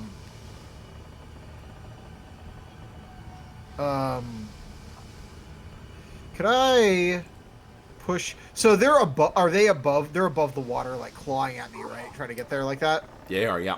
Could I? I might try to push. Let's see if I can push this. Well, the Naiad, I'm just gonna handle her first. I'm gonna push this one. Use Tidal Surge to see if I can push that one, like in this upwards direction. Maybe get him stuck between one of these shoals or something. Okay. Not that I think that would. Just get him away from me. Okay, so he gets to do a. He needs to make a Fortitude save. It does. Yeah, well, you need to hit first. Not with a Tidal Surge. It's just. I thought it's just. Oh, sorry. This thing is doing a tidal surge against it. Yeah, it's just, she's doing a Tidal Surge against this one to push him away. Okay. Yeah. Failed. So it's pushed 10 feet back. That works. Okay. I was thinking about putting him this direction, but that's fine. Actually, that's better because then these guys can hit. And that's, Okay. Yeah, I like it better. All right. And then so he's got 2 actions. I think he's going to. Spells are fun. God, he just does not have a lot. He's just gonna cast True Strike on himself. Okay. And then he is going to take a stab. He's going to try to stab the one that's next to him. Go right ahead. All right. Doesn't really have a lot else to do. That's 1. That's 2. Okay, so the first one is a hit. So do I get to take the better damage? You do How not. does that work? You Oh take shit. The Okay. first one. Oh, okay. So we're doing we're just doing this one, or which one are we doing with the? I mean, it's a 2-point difference. Really, not a huge difference. It's a difference to me. Yeah, I took the first one. Okay, so you stab this thing, and yeah, that is that. Gallerin did not do a lot to affect this thing. Gallerin, what are you doing? All right, I'm gonna drop my sword and shield into the boat. I'm gonna grab my bow from my back, Okay. and I'm gonna take a shot at this one that got pushed. Okay. Yeah, good idea. Throw a rope on him and drag him So back. that's actually Get a over miss. here! Not so good. No. You're floating on hero Okay. points, my friend. And that arrow is gone for good. Yep. You've got one more action, I think, by my count. Yep.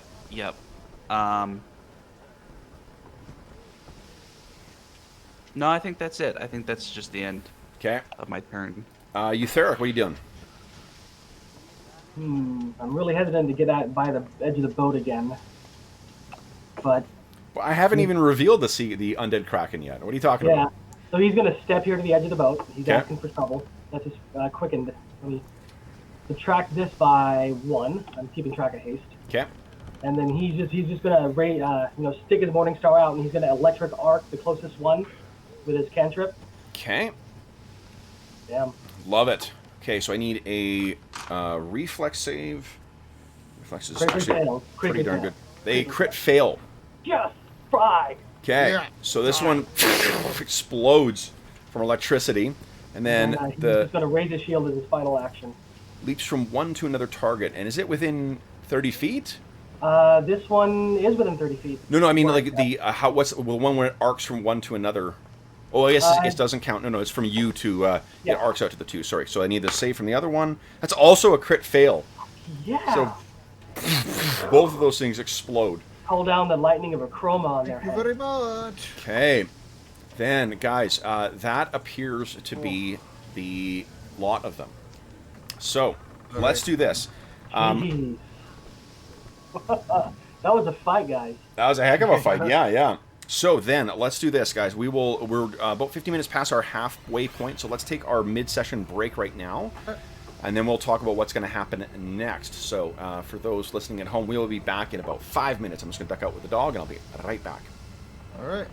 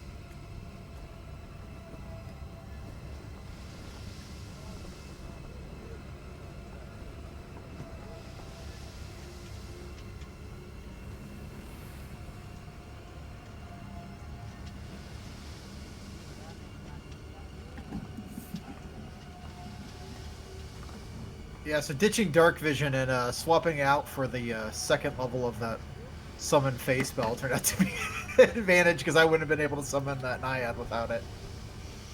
Yeah. I would have been able to hit it with like an electric eel. I think that would have been as good as I could have gotten. Well, actually no, but then that's not Fae. So.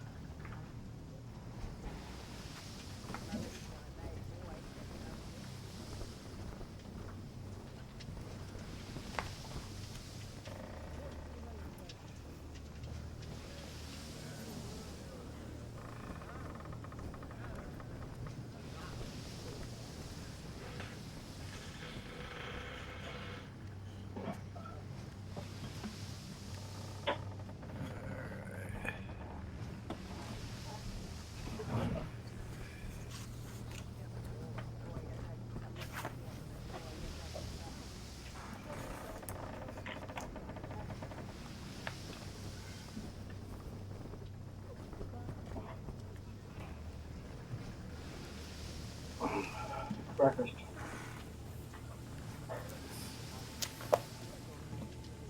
Hmm.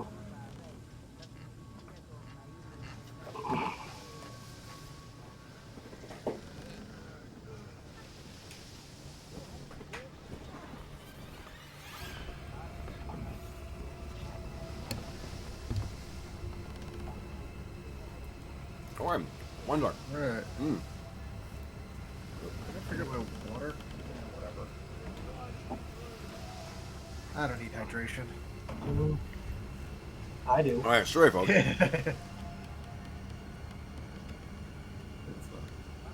Mm. All right, so howdy, folks in chat. Jeffrey, yes, we have a our Discord server.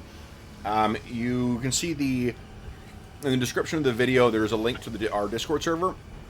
The maps that I'm using here, these are all actually by a guy named Gabriel Pickard, who you can find on Roll20, and you can also find him on DeviantArt. I think he's got a website as well. So these, I didn't draw these, I didn't create these maps. These are all ones done by Gabriel Pickard, he's an amazing artist, and he's got a ton of really cool maps. So, Anna's joined us. When he made his hair in jar is pretty good. Okay. Yeah, we're double teaming you now. Anna just joined me in the office as well. Yay. So, okay. So then, guys, let's clear this here. Remove all turns. Nice. Okay. So, with the ghouls defeated, I'm assuming the Naiad is going bye-bye. Yes. So what we see that is the ghost of the father of Adelard is still drifting, basically as if he's on the back of a boat, drifts in. Do I have him out here? Yeah, I do, yeah. bottom right. Yeah, he drifts in as you guys are sort of, whoopsies. And I hit the wrong thing. There we go. Boom. And is sailing basically like through you guys as he's making his way in. What are you guys doing during this time while this is kind of happening? And remember, he's like a diaphanous blue figure who seems to be standing up on a boat. So I'm going to gather up my stuff from the bottom of the boat and stow it all and all that. Take a roleplay. You start trying to take care of Czar, find out why he fainted, but we know why. Yeah, Czar is unfortunately unconscious. He seems unable to be roused, perhaps with some kind of mystical slumber. Does anybody need assistance? I could possibly get off this rock. Oh yeah. Yeah, You're let's probably good. row over to Donovan and pick him up. You This guys was all an going amazing on leap, my friend. one boat now, or are you? Yes, we don't need to. How many? Well, Let's do one boat for now. we are down to 4 people in total. I think one of these boats can hold 4 of us. So Okay. yeah. It'll be much easier for them to knock you guys over. Why's that boat? Come on, get out of here, boat. Get out of here, boat. We'll lash them together. We don't want you, boat. Okay.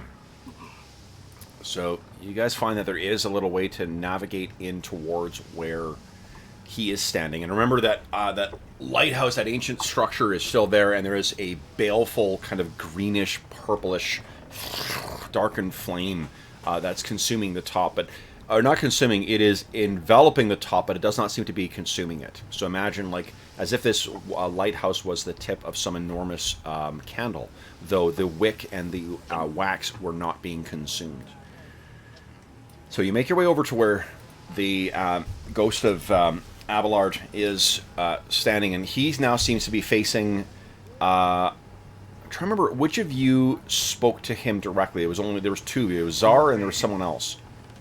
I think it was me. Yeah, I think it was okay. So Galarin, Yeah. he's looking at you, and kind of he gestures to the side with one of his hands to the rickety old stairs that lead up from an ancient dock, right where he is standing, or standing on the air, I guess.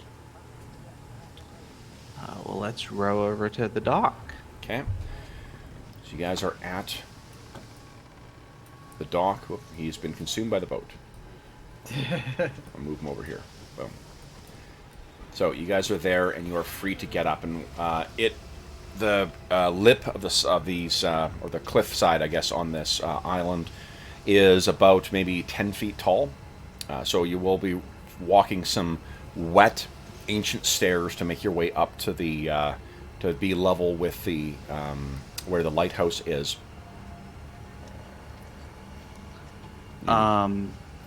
Yeah, I think we do our best to secure the boat at the dock. Yeah, there's a rickety old pole that you could attach it to. Yeah. What did you do with the other boat? Just let it drift off? I assume I was gonna say let's lash it to our boat so we could kind of drag it with us Sure. as much as possible, but Yep. yeah, Okay. we might need another boat. Good idea. I have been known in other campaigns to take my frustrations out on boats. So, Oh, one of them was damaged a little bit from the shark. So yeah. That's true. I don't know which one it was, but the Right. one we're on. okay. So yeah, probably good that we get this other one better. All right. Since he always ignores me, I'm just gonna kind of tip my hat to him as I get off on the dock. Okay. He makes no indication. Yeah, I was gonna say. Okay.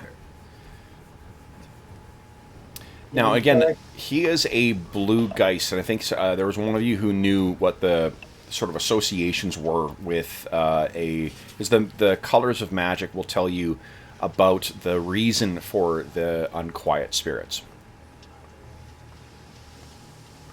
I think it was Czar who made that check. Yeah, Zara. Yeah, it might have been. Yeah. So I think as I'm getting up out of the boat, I'll say to him, hopefully when we put this to rest, you'll be put to rest too. He looks and he simply says, "The pact was broken." Oh.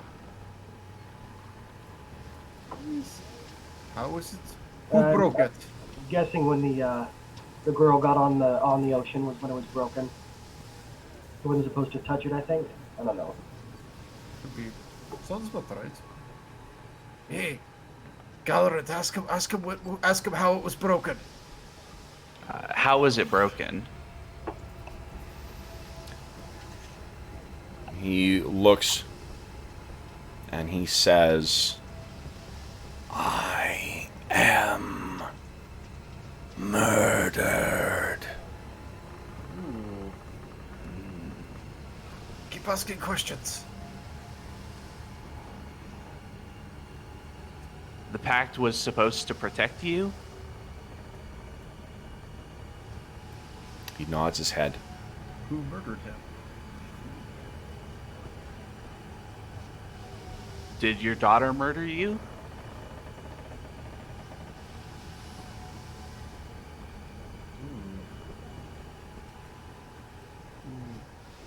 Did the sea? That's cool. He can talk. It doesn't have to be yes or no. Who murdered you? The Pactors. Pactors. Does that ring a bell? No. Okay. But that's like whatever. Can he be a little bit more Deity precise? or power he made a deal with, right, during the storm. Probably. We know that, or we suspect that he made a deal to survive. Sounds to me that. Well, He hears there's a crash of thunder. And he looks and he says, "The Pactors come to claim my daughter."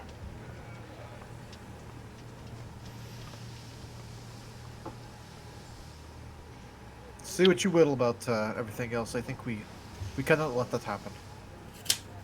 This is really good. Yep.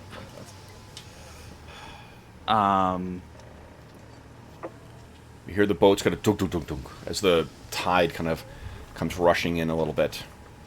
Something is coming. Who or what are the Pactors? The sisters. And his form kind of trembles and seems to like discorporate. And then manages to hold together. This may be taking an enormous force of will for him to still be here. Eutheric, does anyone have training in occult? I do. Yeah, I do. I've got- Yeah. Go ahead and roll, guys. Whoa, big. Oh, and you each get it's 10 o'clock. Everyone gets a hero point back as well. Galrin, massive fucking success from you. So let me ask you this. Galrin, remember, if that's what we call it, the blue is sort of like despair, despondency, madness. That's the kind of powerful emotion that gives rise to a blue geist. If someone broke a deal with you, how would you feel?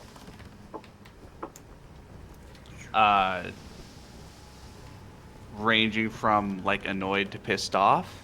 Yeah, and remember that there is a type of geist that manifests with that. Yeah, that would be red the ones red are like geist. that. Yeah. So he's worried about his daughter. Seems like the inference to make. Doesn't seem like he's worried about. He's not angry about the deal being broken. So from all I got from him, he Well- was sad and despondent. Guys, Yes.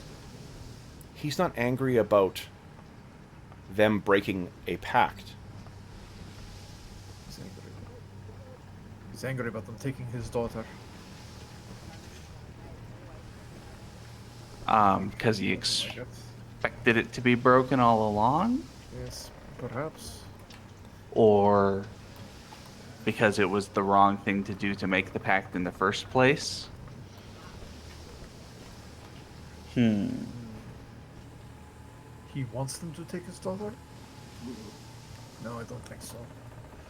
Seems... You can hear the cry of a young woman inside. She sounds in pain. I think we And best he looks up. hurry. He says, "They come." We shouldn't delay. Eutharic is extremely eager to get off these damn boats. Yeah. And that triggers his protective instinct immediately. Yeah. He wants to get off the boat. And Donovan too gets. Yep. Oh, but Let's, yeah. I think we've got what information we're gonna get. Let's. I give him another tip, even though I know he's not going to notice anything. And he, as you're walking away, he says again to you, Galorant, "They broke the pact. They murdered me." And he doesn't sound angry. Eutharic will look back at him for the first time and try to talk to him and says, "We will save your daughter if we can. The Pact Breakers will pay." He looks and he says, "They broke the pact." Broke the pact. Pact. Is the pact the name of a boat or something? Like This is why he doesn't talk to you. I know. I know. I'm saying to you guys because I can still hear it, right? They broke the pact. I'll ask. Do we have to restore the pact somehow? Yeah, can it be restored? It cannot. All bound by the immortal pact. No, it's not all. He wouldn't say that. What he says is, those that agreed to the pact is dead.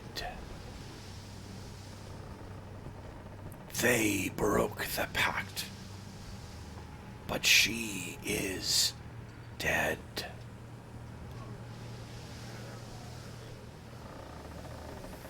And you hear the cry of the woman again, or the daughter, Delphine. Well, Eutharic's going up. Yeah, Donovan's like, let's sort this out later. We'll sort this out later. I guess I'm gonna follow if we're going up. Okay. More instinct than anything. I know we should probably get more information, but Eutharic is... Okay. With more information, he should be a little more precise. He's not the Inquisitor. Yep. That's It's the problem with playing with a lawyer. dirty The lawyers. The Eutharic has inf- intelligence of 10. He's not really the Inquisitor type.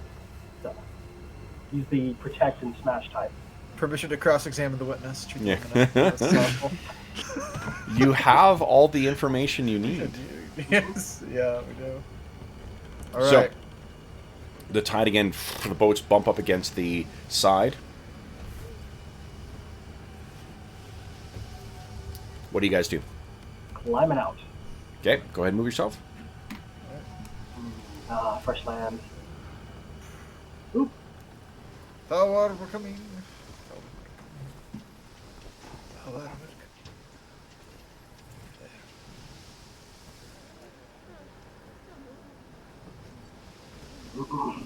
Okay.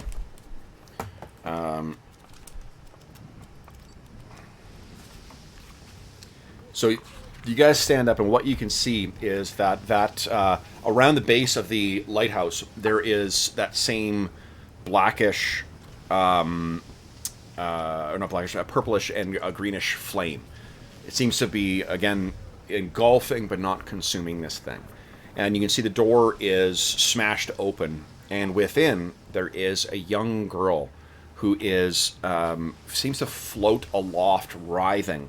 You'd almost think she's underwater with how languidly her hair moves and the way her clothes move around her, but she's twisting and jerking in pain.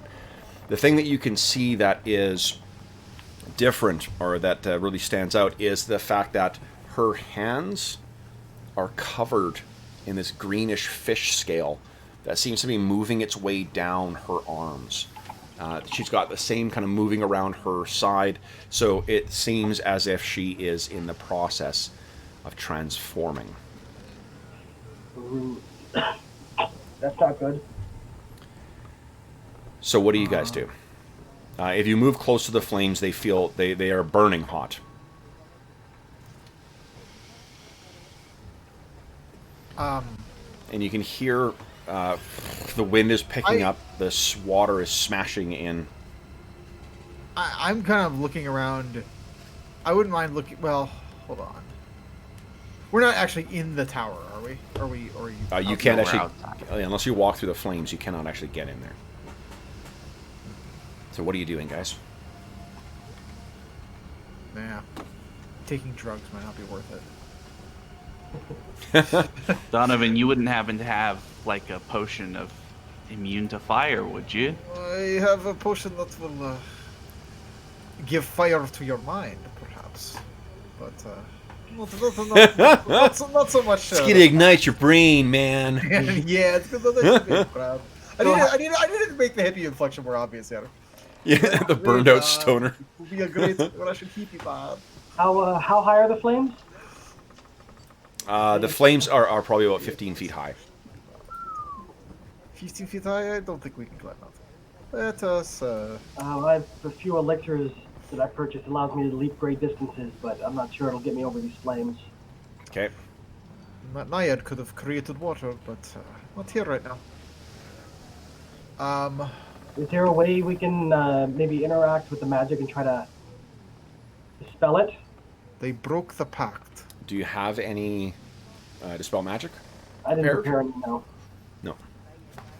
I can meet fire with fire, but I don't think that'll help. Yes. You can cast fireball on it. I can cast searing light, but I don't think that'll help. Probably not. Okay.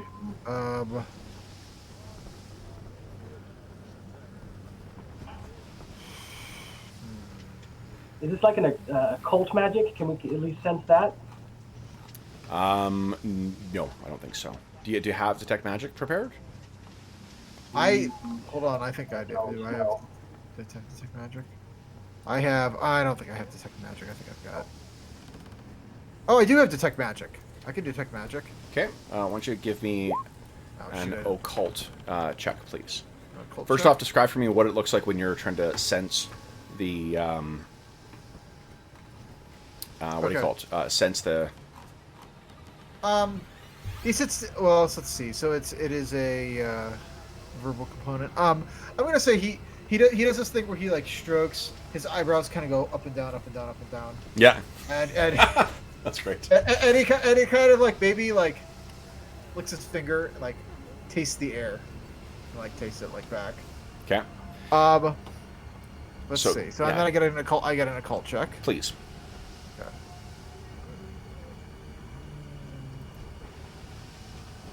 Okay, so what you can tell is, for one, this is powerful, primal, transformative magic that seems linked to something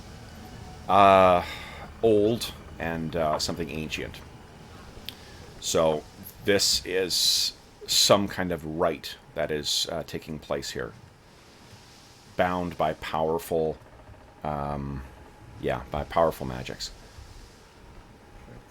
So it's some powerful ancient shit, man. It's we need bound by powerful magics. We need to interrupt some rite that is perpetuating this. Okay. That's The wind picks up, and there's this once again a crash of storms. The water is now regularly smashing up against the side. there goes a boat. You can hear the boats hitting, and you hear Abelard say again, "The Pactors come. Breakers of oaths."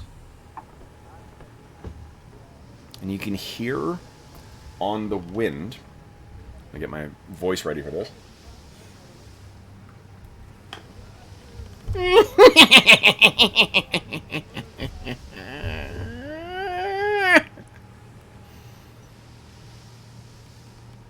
Seem borne in by the sea. That's creepy. All right. Eutheric is going to try and communicate with the girl using message. Just thinking about No, it has no effect. No response. No effect, no. Eutheric tries to reach through the flame with, his main hand, just to see how much it burns. Like, can he get through it?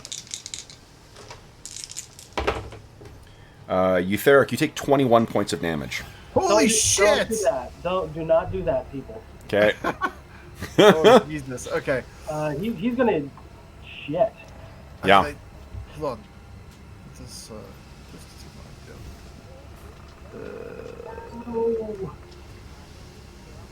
Well, that was stupid. Okay. I'm gonna lay on hands myself. I have like Yeah, so some kids don't learn that the oven's hot unless they touch the element. So if the pack breakers are coming, I can. If the pack breakers are coming, I can put us into an invisibility sphere and we can them with them from behind. It's last resort option. Just putting it out there. Okay, so Eutheric, you make use of a... Like focus point, yes. Okay. Holy shit, that still doesn't even heal you for the full amount. No, but I have plans. Yeah. Okay. So what do you guys... You have a moment or a second here. Let's... when you guys take a moment to talk this over. Okay. Remember, this is a plane of gothic horror. While this game does have a really terrific way of presenting fun and engaging combat in a tactical way, that is not the way to solve problems in gothic horror stories. Yes. Let's see. The pact is broken. Pact is broken. He is sad. That means the pact breakers must die in order for things to be set right. Sounds like that's the case to me. Let's. From what I know, I don't know. It's. the universe there's desires something else. balance. Should we? We could. As I say, I could always cast invisibility sphere and we can hide, but I don't think that that's. I feel like there's some other solution here. Let me ask you this, guys. If what's coming is what's responsible for that magic, do you think you can face it? Probably, Maybe. but the girl.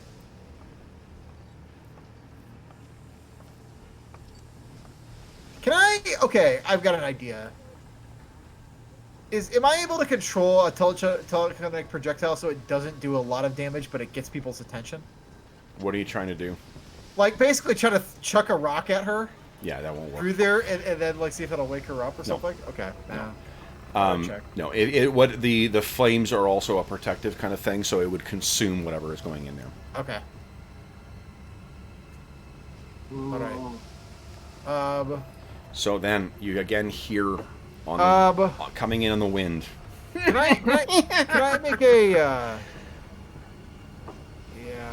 Let's see. The solution to your problem I will don't. not be found on the character sheet, guys. You need to talk this over. All right. So, well, okay. It's out of the character sheet. I'm gonna take my lesser serene mutagen just in case, just for the hell of it.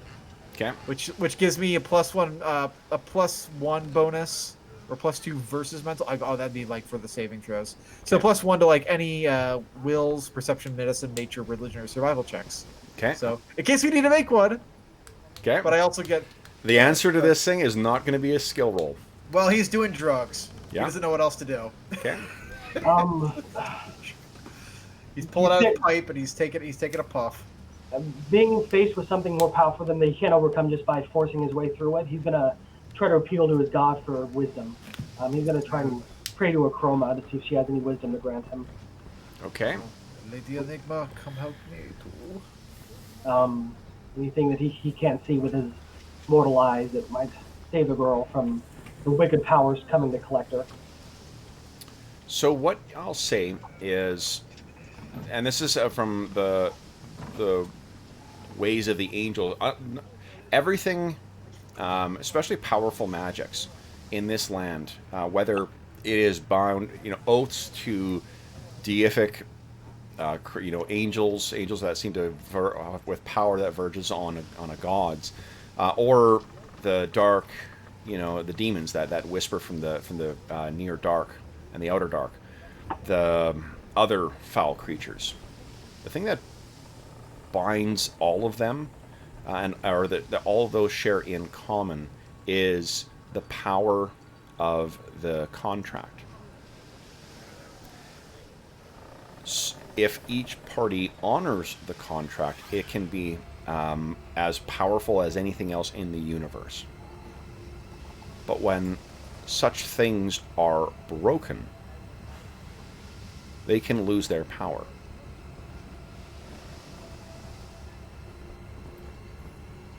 That's what you know.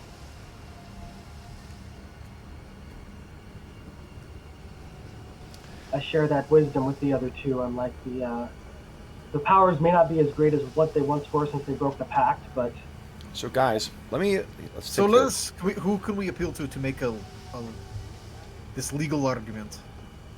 Well, what argument? What is the argument? Breach of contract. No. What are the particulars of it? Screaming out breach of contract does you nothing. Breach of contract! I declare bankruptcy! Comes now the parties for the representing the defendant. Okay. That's Guys, the a voice comes in, and you can hear a scream from the girl. And the voice... Oh, wrong button here. The voice says... Sister! And another voice, Sister, transform, join us. Those voices seem to be coming from somewhere in the cove and are echoing throughout. Interlopers, flee or you will drown. We will find places for you in our briny depths. Interfere with our sister joining, and it will be your doom.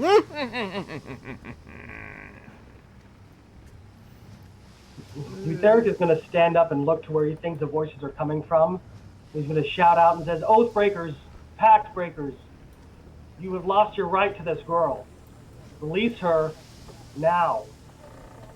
Only the pact breaker can break the pact, and we are true to our words. And why does her father lie dead and drowned, and his spirit remains? Poor sailor he is. Ill fate. Move, or our beast will crush you. Derek says no, and he plants his feet. So be it. Oh, sister. And then from the other side of the cove, sister. Oh, and they both start like trilling. And you can't see where they are still. These voices seem to come from the very waters themselves.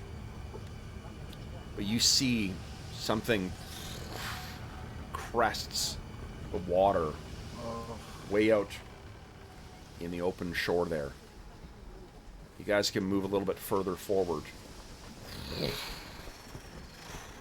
Something comes up and down. There's a massive disturbance in the water moving towards. You would think that perhaps a ship may be beneath the waters.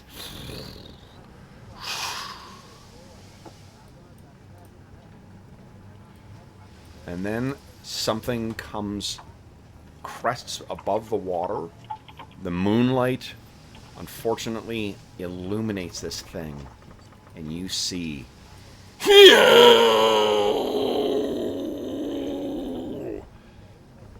an enormous, completely monstrous-looking turtle. Crests above the surface. Snaps and plunges beneath, and you see the wake coming towards you. So, guys, would you kindly click on your tokens and roll initiative?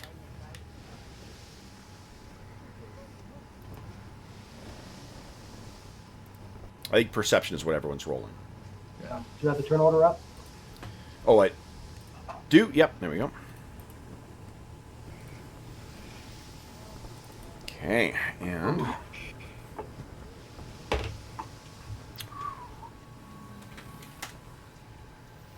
all right. So that's everybody. This thing is massive. Yeah, it is huge. This thing is easily 20 feet long. And it is coming directly towards you. And you can hear the giggling of these female voices. Eutheric, you were up first. What are you doing? Do I see it anywhere on the map, or? Oh, there it is. Holy cow. Can you see where it is now? Mm-hmm.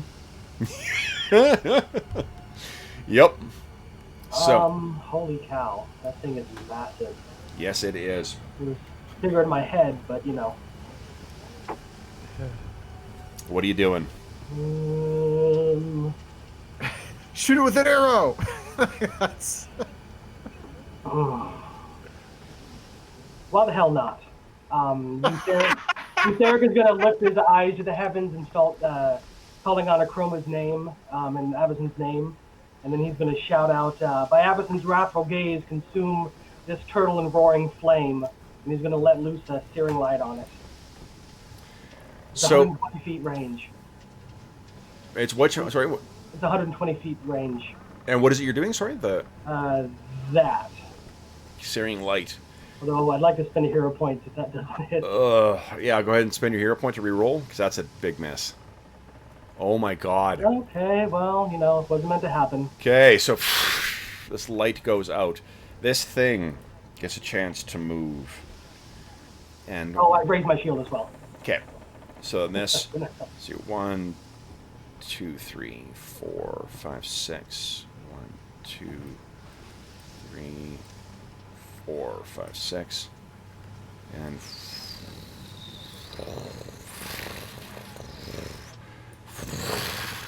Oh, it's getting closer. it's getting very close. Yeah, and its head's coming up. Gallerant. Now, Arlen, you've been sitting there in quiet contemplation. I want to add you one more thing for you to contemplate. Who is the party that entered the pact? Yeah, I know that.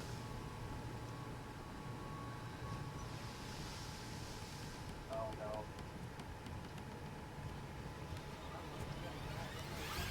You guys have assumed it was Abelard. Yeah, What did Abelard say?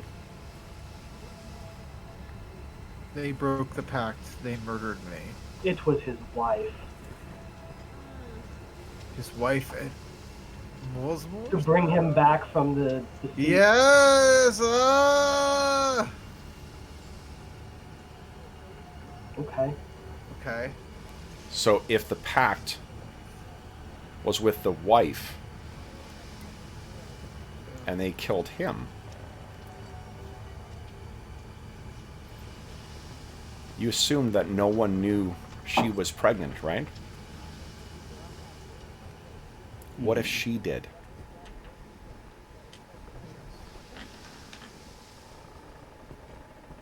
Gallerant, your turn. What are you doing?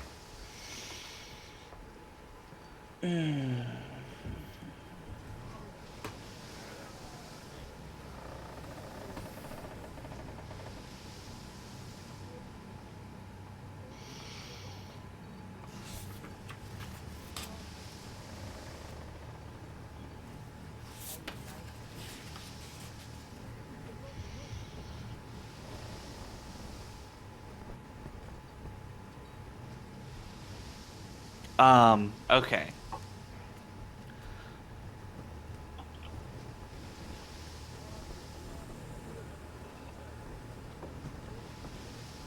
I'm gonna shout out, foul spirits, pact breakers.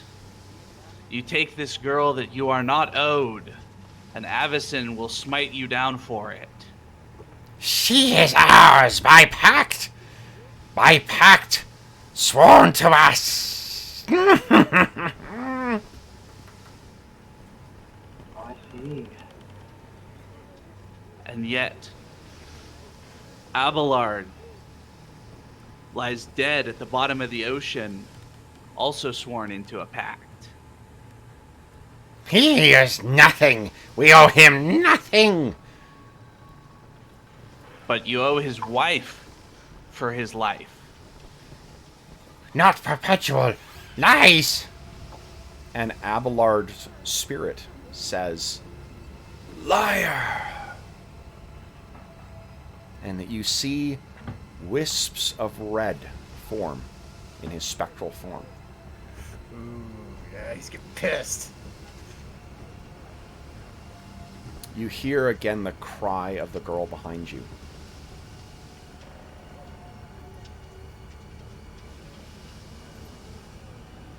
Okay, so then I'm going to turn to Abelard. Abelard, it was your wife who entered the pact. We realize this now. We know that you have an incredible will to have stayed here. If you have some power over what happens because of the breach against you, now's the time to His hand let it out. drifts up, and he points at Delphine.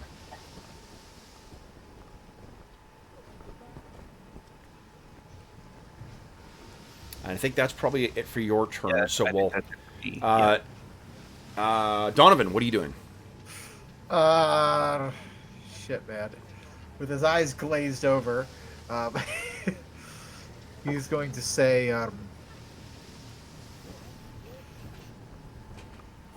he's going to say, I'll say, if you have any word to say on this enigma, mother of mysteries, I welcome your insight.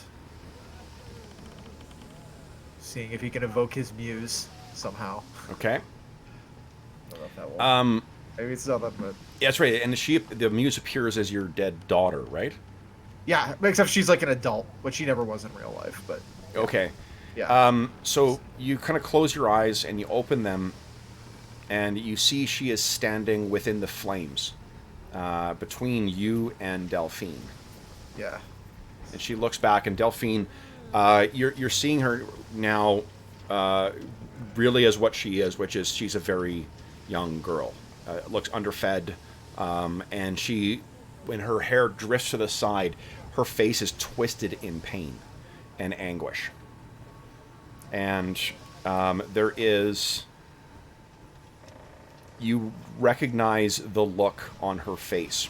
The look on her face is not a look of physical pain. It is the look of someone who has experienced loss. Catastrophic, unimaginable loss. And you cannot help, in a moment of unchecked empathy, you have an insight. Remember what her life was like. Remember how the village treated her. She lost both her parents. Remember her. Yeah. So, Yeah. what is the horizon of her world? It's gone. I mean, her parents, her mother, her parents, and everybody else hates her. Yeah. That's So the basically what entirety of is. her existence, would it not be her father? Yeah. So. Okay. So that is the look of loss that you see on her.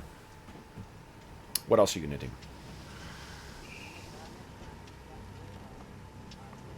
I'm going to call out. I'm going to call out to Delphine and say, Delphine, there is a lot more love in this world than you could possibly imagine. There is more than what you've seen in these rocky, water-beaten shores. Give me a another occult check, please.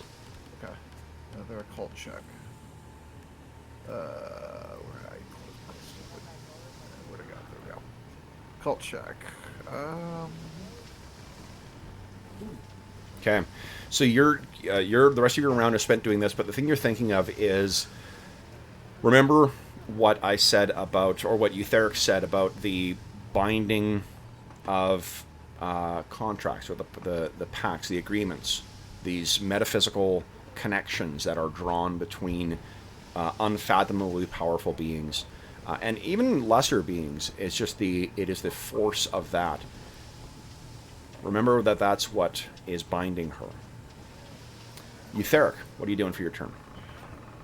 He's experiencing a little bit of doubt in his mind right now. But as he hears the hurdy-gurdy man, Mr. Donovan, shout out to the girl, he makes a decision. He's going to step over here Yep. and shout at Abadar. He's like, Abadar, they're trying to take your daughter. They broke the pact. These flames should not stop you. Go to her. Okay. So you see more tendrils of red kind of swirling through him. And he now kind of growls out, not in that whispery, diaphanous way. Pact breakers! They took your wife as well. She gave herself for them, for me. You have one more action. What are you doing?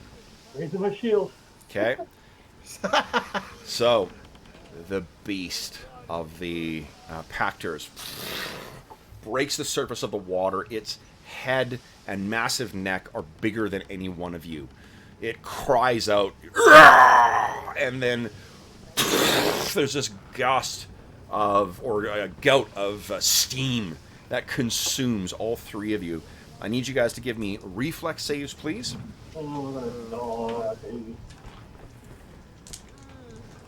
I will let you, because you raise your shield, I'll let you add your +2 to that.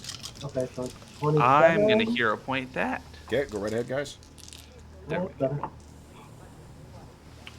Ooh.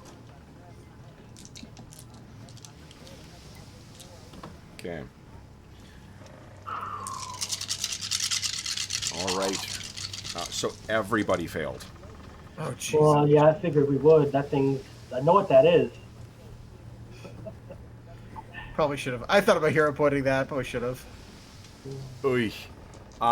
Everyone takes 44 points of damage. Okay, I'm down. hold on. I have. What is Protector's Grace? Does it allow me? Is this a melee attack? I'm out. This thing Or that's not going to help goes me. in and smashes the boat. I'm going to activate Protector's Grace and spare Hurdy-Gurdy Man 6 of that damage. Okay.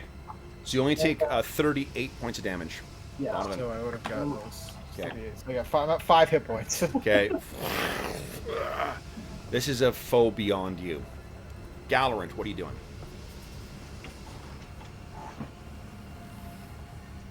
You can see that Abelard has transformed into this red, swirling, roiling spirit now. Donovan appears to be appealing to her as well. You've said something as well. What do you do for your turn? Okay, I'm going to try to shout to Delphine. Delphine, whatever agreement it is that you think you are trapped in, know this, that the forgiveness of Avacyn and her grace will protect you if only you resist the horrid things that these creatures are about to do to you. Her love is enough to sustain any of us and beyond it. She sort of twists and moves again in agony, and her, I can't do a young girl's voice, but she says out, cries out that I am bound by my mother's oath. I am their sister. And she kind of twists, and again, more of those scales move up her body. Still your action. What do you say?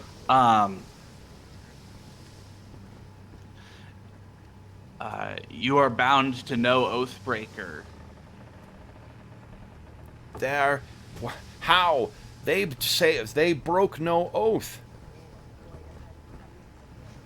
Their pact was to protect your father, and he is dead.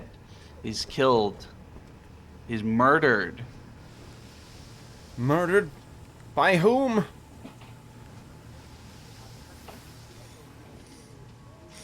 You can see there are vicious in his roiling form. If you spare a look over at him, you can see now vicious claw marks and gashes and horrific burns on his body.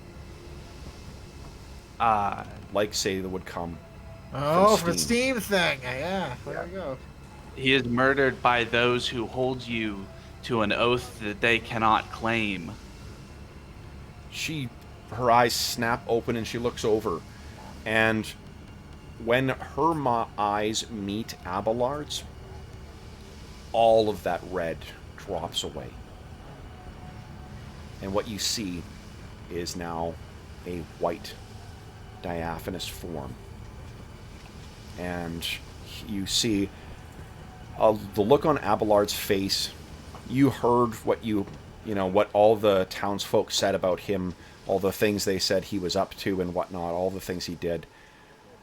all you see now is the tear-filled eyes of a father who cares for his daughter more than anything in the entire world. And she screams out, "No!" And the entire lighthouse explodes out, casting shards of stone and whatnot everywhere. The flame that had consumed that is gone, and a wash of white mana comes out. Each of you regains 30 hit points. Well, yeah. Ooh, a little bit better. But the beast burns with that. It turns its head. And in the center of the ruins is now Abelard standing next to his daughter. Simply a young girl, collapsed and seemingly unconscious. However, elsewhere, you can hear the voice of two vicious creatures.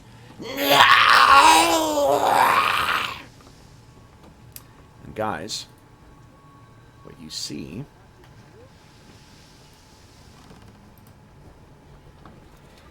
is this. Two disgusting, twisted female forms. Seeming, twisted and warped by the cruelty and corruption of their spirits. Let's see here, anyone who's got training in occult knows precisely what these things are. Yep. Hags of the sea. Now, what happens is in the wash of that energy, the beast turns and plunges beneath the water, fleeing its power. But these hags, their cackles turn to howls of anger, and they will be looking to turn that anger on you. No! No! Guys, let's once again roll some initiative. Click in your token.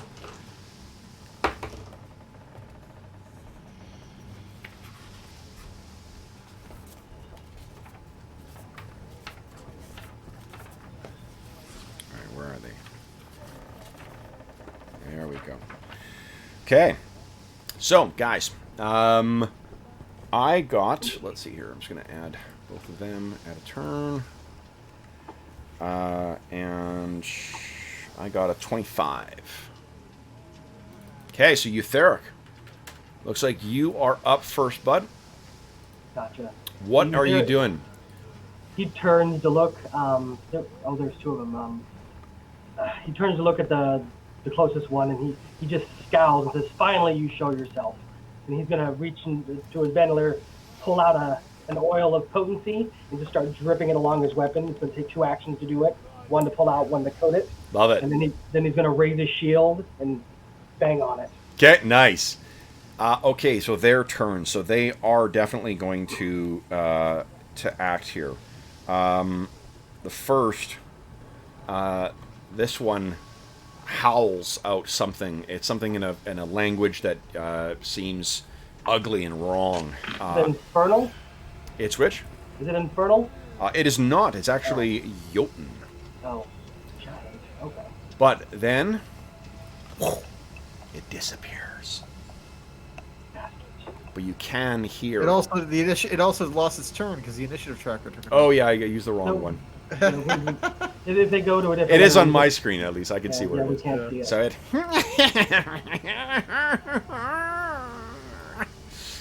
is moving, and then the other. Oh, we got a wrong layer here. You know, I'll do is I'll add this one. Are they really that big? They are. Oh yeah. All right. Those are large Okay, sized and then the creatures. other one. The other one is going to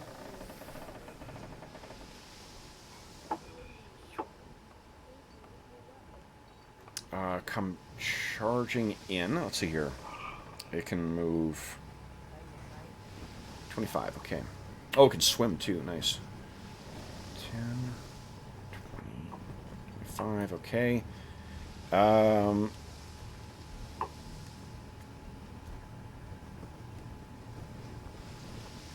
Actually, I think it'll just move in and then come scrambling up the what do you call it? The side faster than you would expect something that big could move, and it gets a 1 attack on you there, Eutheric. What I'm there for. I don't think that's a hit though. Oh, no. Wait. Oh, is your shield up? It is, yes. Yes. So your shield, thankfully, because your shield is up, it scratches along your shield. You did say come, and it came. Donovan, what are you doing? Okay, so, attack option and everything. Is this tower now like this represented? Is that just gone? Yeah, assume it's all difficult terrain. It's all ruin. It's all difficult terrain. Okay. Yeah, but it isn't blocking terrain or your line of sight whatsoever. All right, gotcha. All right, so in that case, I'm gonna cast. Oh, actually, I don't even know how much that is. Let's go with. I didn't even check how many it is. Haste is 2 actions. Okay, that works. Eutheric, I'm gonna hit you. I'm gonna hit you with another haste spell because I highly appreciate that. Yeah. Okay. And then I am going to try to put some distance between me and this big guy. Okay. One It is movement. clearly a lady. Sorry. Well, I am wrong. So that so 30 feet. Could I get here with? I'm trying to think. Here, what it could be. difficult halves your movement speed. So Half my movement speed. So, what are you? Are you counting this square is difficult too? Yes. Okay, so 1, 2, and then diagonal counts as Every second one counts as double. Okay, so I can get here then. Okay. Okay, that's what I'll do. All right. Next up is Galorant. What are you doing? All right, I'm going to draw my sword, but not my shield, Yep. because I'm going to do a 2-handed power attack on this lady. Ooh, here it comes. Do. Oh, Big yeah. Wow, hit. Holy nice. shit. Fuck her. Okay. So that is incredible. Let me just quickly show you what is going on here. That's a massive, massive hit. Okay, so there we go. Can you see that bar now? Mhm. Yes. Check this out. Boom! Nice. So you hack into her, and this disgusting black ichor flies out. It stinks of fish, like rotting fish and decaying seaweed. Is that all your actions? That's all my actions. 1 to draw the sword and 2 for the power attack. Amazing. Eutheric, your turn. Eutheric is going to step over with his quickened action. Let me put that as lightning bolt. Okay. So 8 rounds left, or 9 rounds left of that. And he's gonna say, "You vile, wretched whore of the Black Sea, taste Chroma's wrath." Nice. And he's gonna hit her with his oiled Morning Star. Okay. Whoa! Critical hit! Holy Nice. shit! Smash this thing. Incredible. Watch this. Boom! And then he's gonna follow up with a second strike. Oh, what is your the oiled morning star. Okay, you did oil it up. Yeah. Okay. And this one has a -5 built into it, so hopefully, come on, Chroma. Okay. So 25, it's a hit. 25 is a hit. Yes. Yes. Okay. So not as it's bludgeoning. Yeah, bludgeoning, silvered magic with potency and versatility. Okay. There we Does go. bludgeoning not do much damage on them? Not as much, no.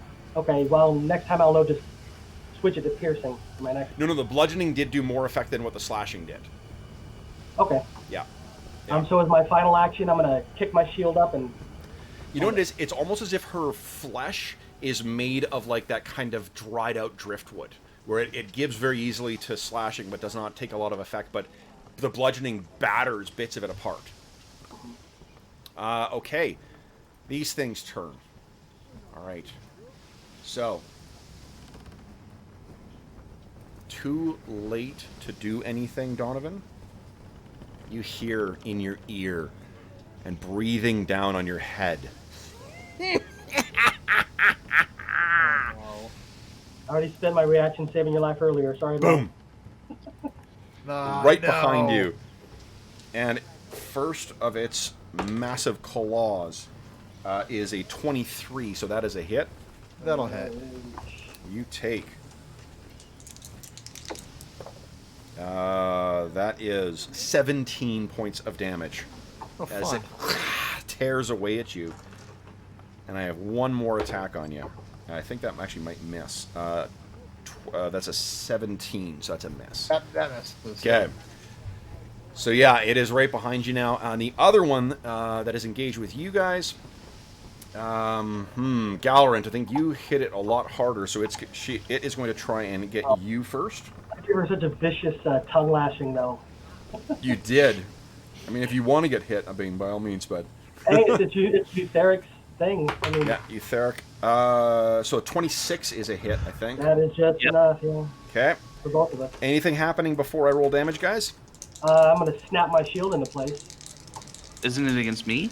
It's against Oh. Galorant, yeah. Okay, no, never Yeah. mind. Yeah, and I don't have my shield up, so I can't react Okay. or block. Then, I volunteered. oof, you take 19 points of damage.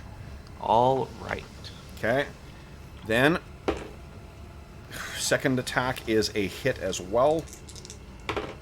That is 16 points of damage.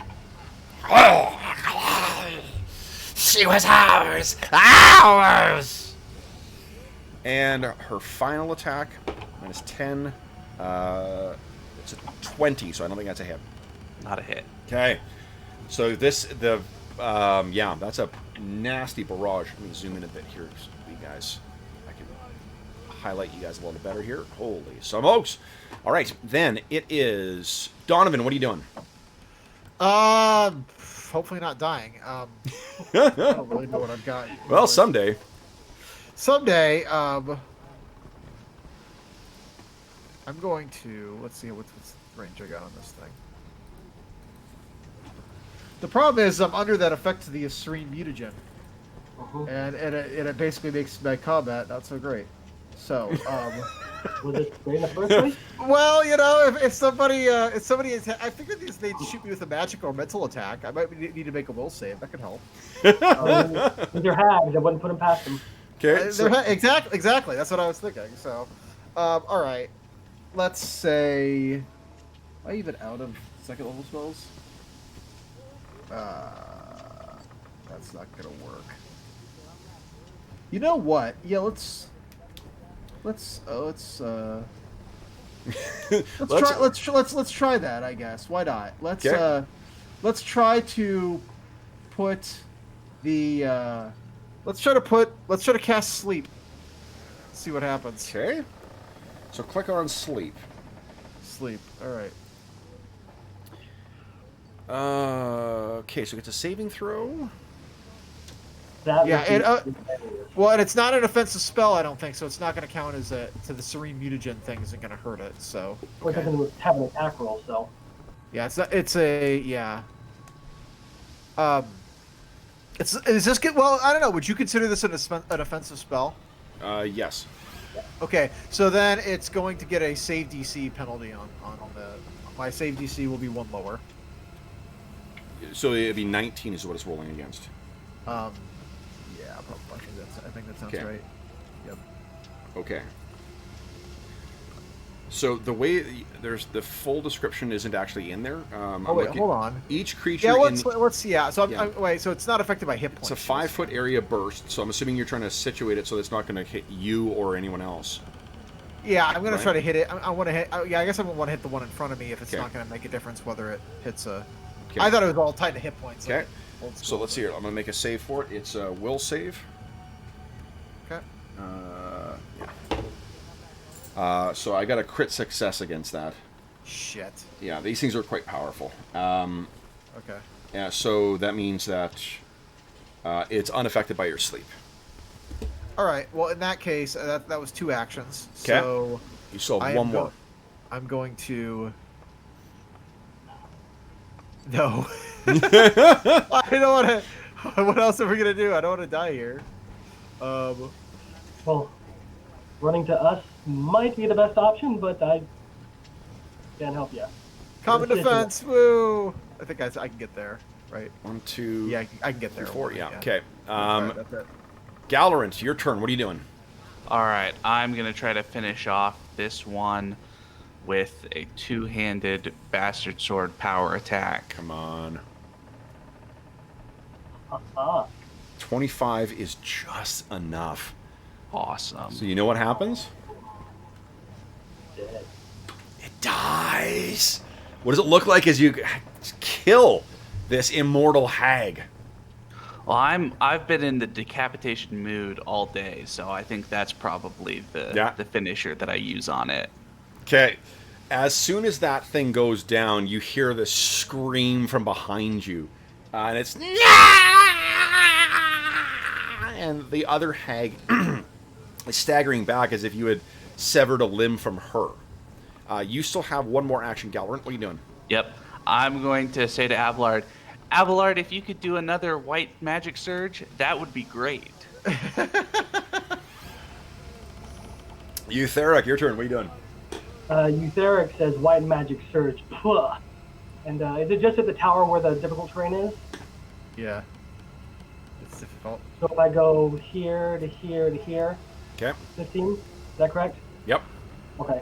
So he's going to use his quickened action to get up there. And then he's going to say, you took down your sister, now we're going to take you too. Make a morale check. Okay. Chroma does not tolerate preying on the innocent. He's going to swing his old Morning Star. Okay. Second action. Here we go. Well- That's a critical failure. I can't do anything about it. You're flat-footed against this thing's next attack. Okay, so I still have 2 actions left. Okay. What are you doing? He's going to raise his hand and point it at Gallerant, and he's going to 2-action channel a heal spell at him. Okay. That has a somatic component, right? It does, but he doesn't care. Okay. So hold on. This might disrupt it if it hits. 23. 23 is spot on.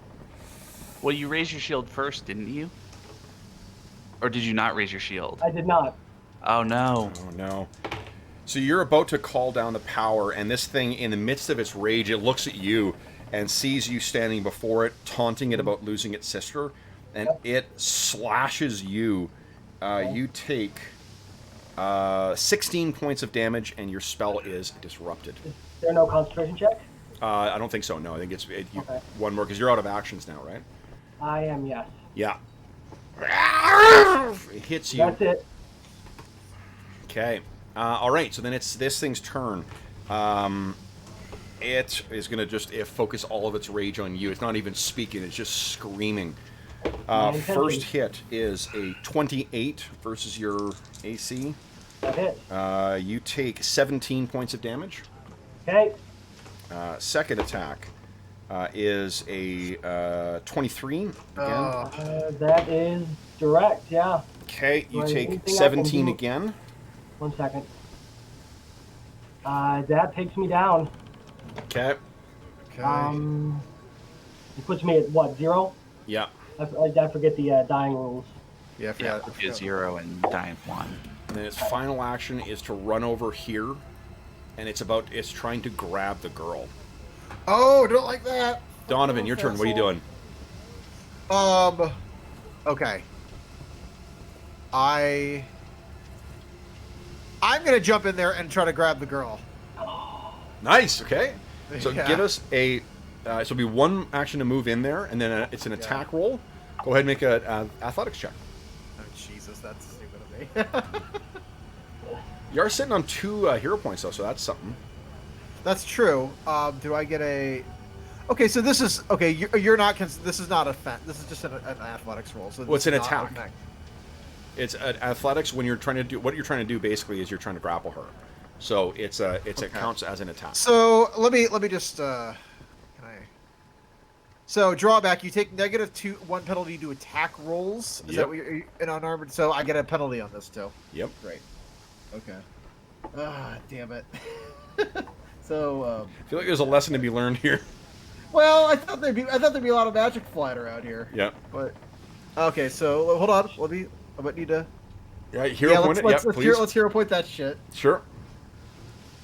Isn't the body unconscious? 10 is actually all you needed. I already said it. I was like, Nice. she's not moving. She's just stationary. So Yeah. So you dive in there right before the hag gets. So you run in to there, her, you get the- grab- And I grab her and I'm like, yeah. do you want I'm to try and sure move her? I'll let you move her 5 feet. Yeah, I'll move her. Let's Okay. move her down here. All right, Gallant. Gallerant, you've seen this go on. She's gone running over. Donovan seems to have seen out of the corner of his eye. He runs over, grabs the girl, and drags her back a little bit. What does Gallerant do? All right, I'm gonna grab my shield for one action, and then I'm gonna move 1, 2, 3, 4, 5, and then make a one-handed swipe at this thing. Whoa! Whoa, yes! That's actually a critical hit. Nice. Wow. Die. So, boom. Oh, and then she's flat-footed against me also because I have crit specialization for my sword. Nice. Oh, Okay, so you, and I think it's her outstretched arm is what you hit.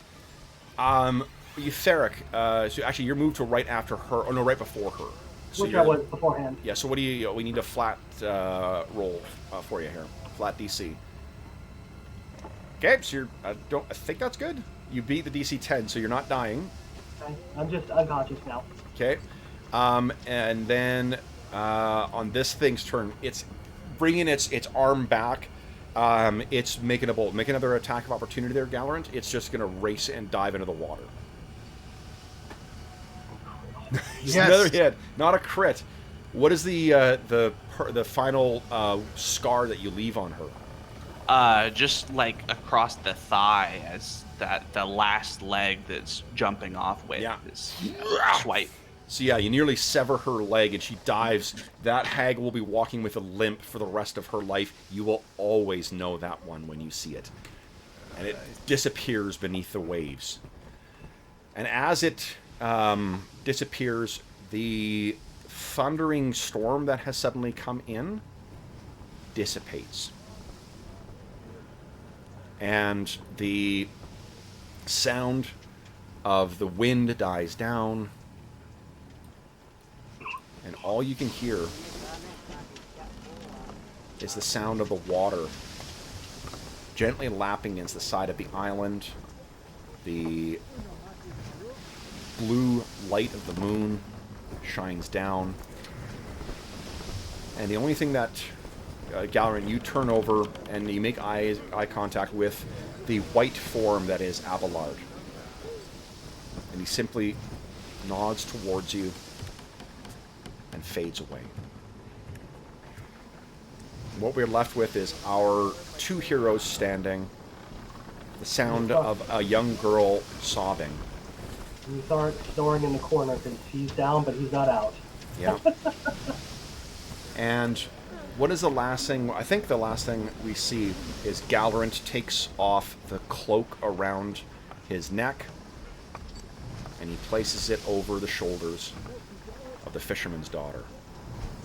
Guys, that brings us to the end of our first story, so congratulations. All right, guys, well done. That was a challenging adventure, so good job by you guys. How many were we going to fight if we had a full crew? We would have had more hags. I thought, there would have been more hags. The hags would, nothing would have changed, to be honest. I would have kept it exactly the way it was. It's just that you guys, if you had not figured out what was going on with the daughter, I mean, like, facing that dragon turtle would have been very, very bad. would have died. Yeah, I knew what that was. Yeah, and it's amazing. It's the first time I've ever got a dragon turtle into a game too. I've never had a dragon turtle in an RPG. You had to do with the 10d6 fiend damage too. Yeah, it's crazy. So, all right. So then, for those listening at home, thank you so much for joining us for the Fisherman's Daughter, Chapter 1, Chapter 2. As always, if you have any comments, questions, or concerns regarding the session, please don't hesitate to leave a comment in the comment section of this video, and I will endeavor to reply in a timely fashion. Alternatively, you can reach me by email. My email address is dungeonmusings@gmail.com. You can also find me on Twitter @dungeonmusings. And you can find a link in the description of this video to the Dungeon Musings Discord server, where you can join all of us. We have channels dedicated to this campaign, as well as every other campaign we run on the channel, as well as a bunch of other things like assorted games, or find a group, or, dogs. We have lots of pictures of our dogs on there, and other pets. In addition, you can find in the description of this video a link to something called Heroes Save Villages. That is the charity fundraising campaign that we are running on the channel. If you follow through that link, you can find the different kinds of rewards you can claim as donors. And not now, but starting on April 1st, we will also be having our new raffle. And the raffle this year, the grand prize is going to be something that was very generously donated by the very awesome people at Beetle and Grimm. And that will be...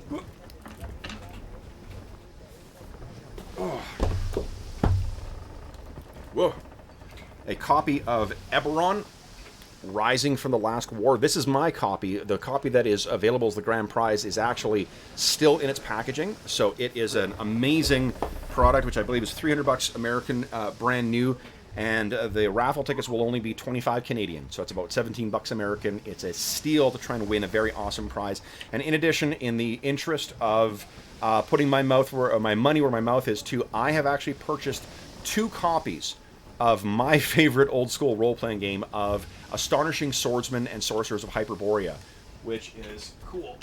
Oh, that's this sucker here.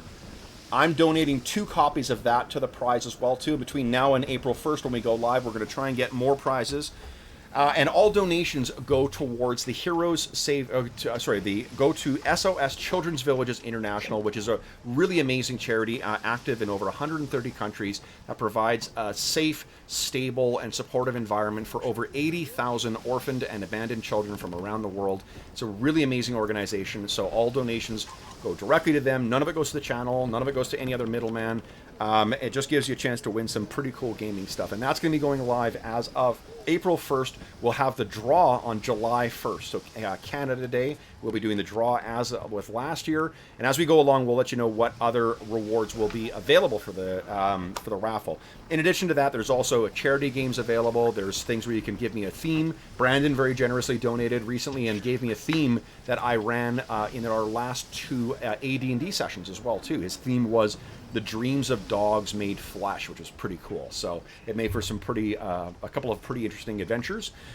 And in addition, you can also do things like adding a NPC. We've had someone very generously donate recently to introduce a new character based on their late wife, which is going to be very cool. I'm trying to think of the way of how to respectfully introduce that, but I am going to be introducing that character quite soon as well. Finally, I want to thank my brave inquisitors.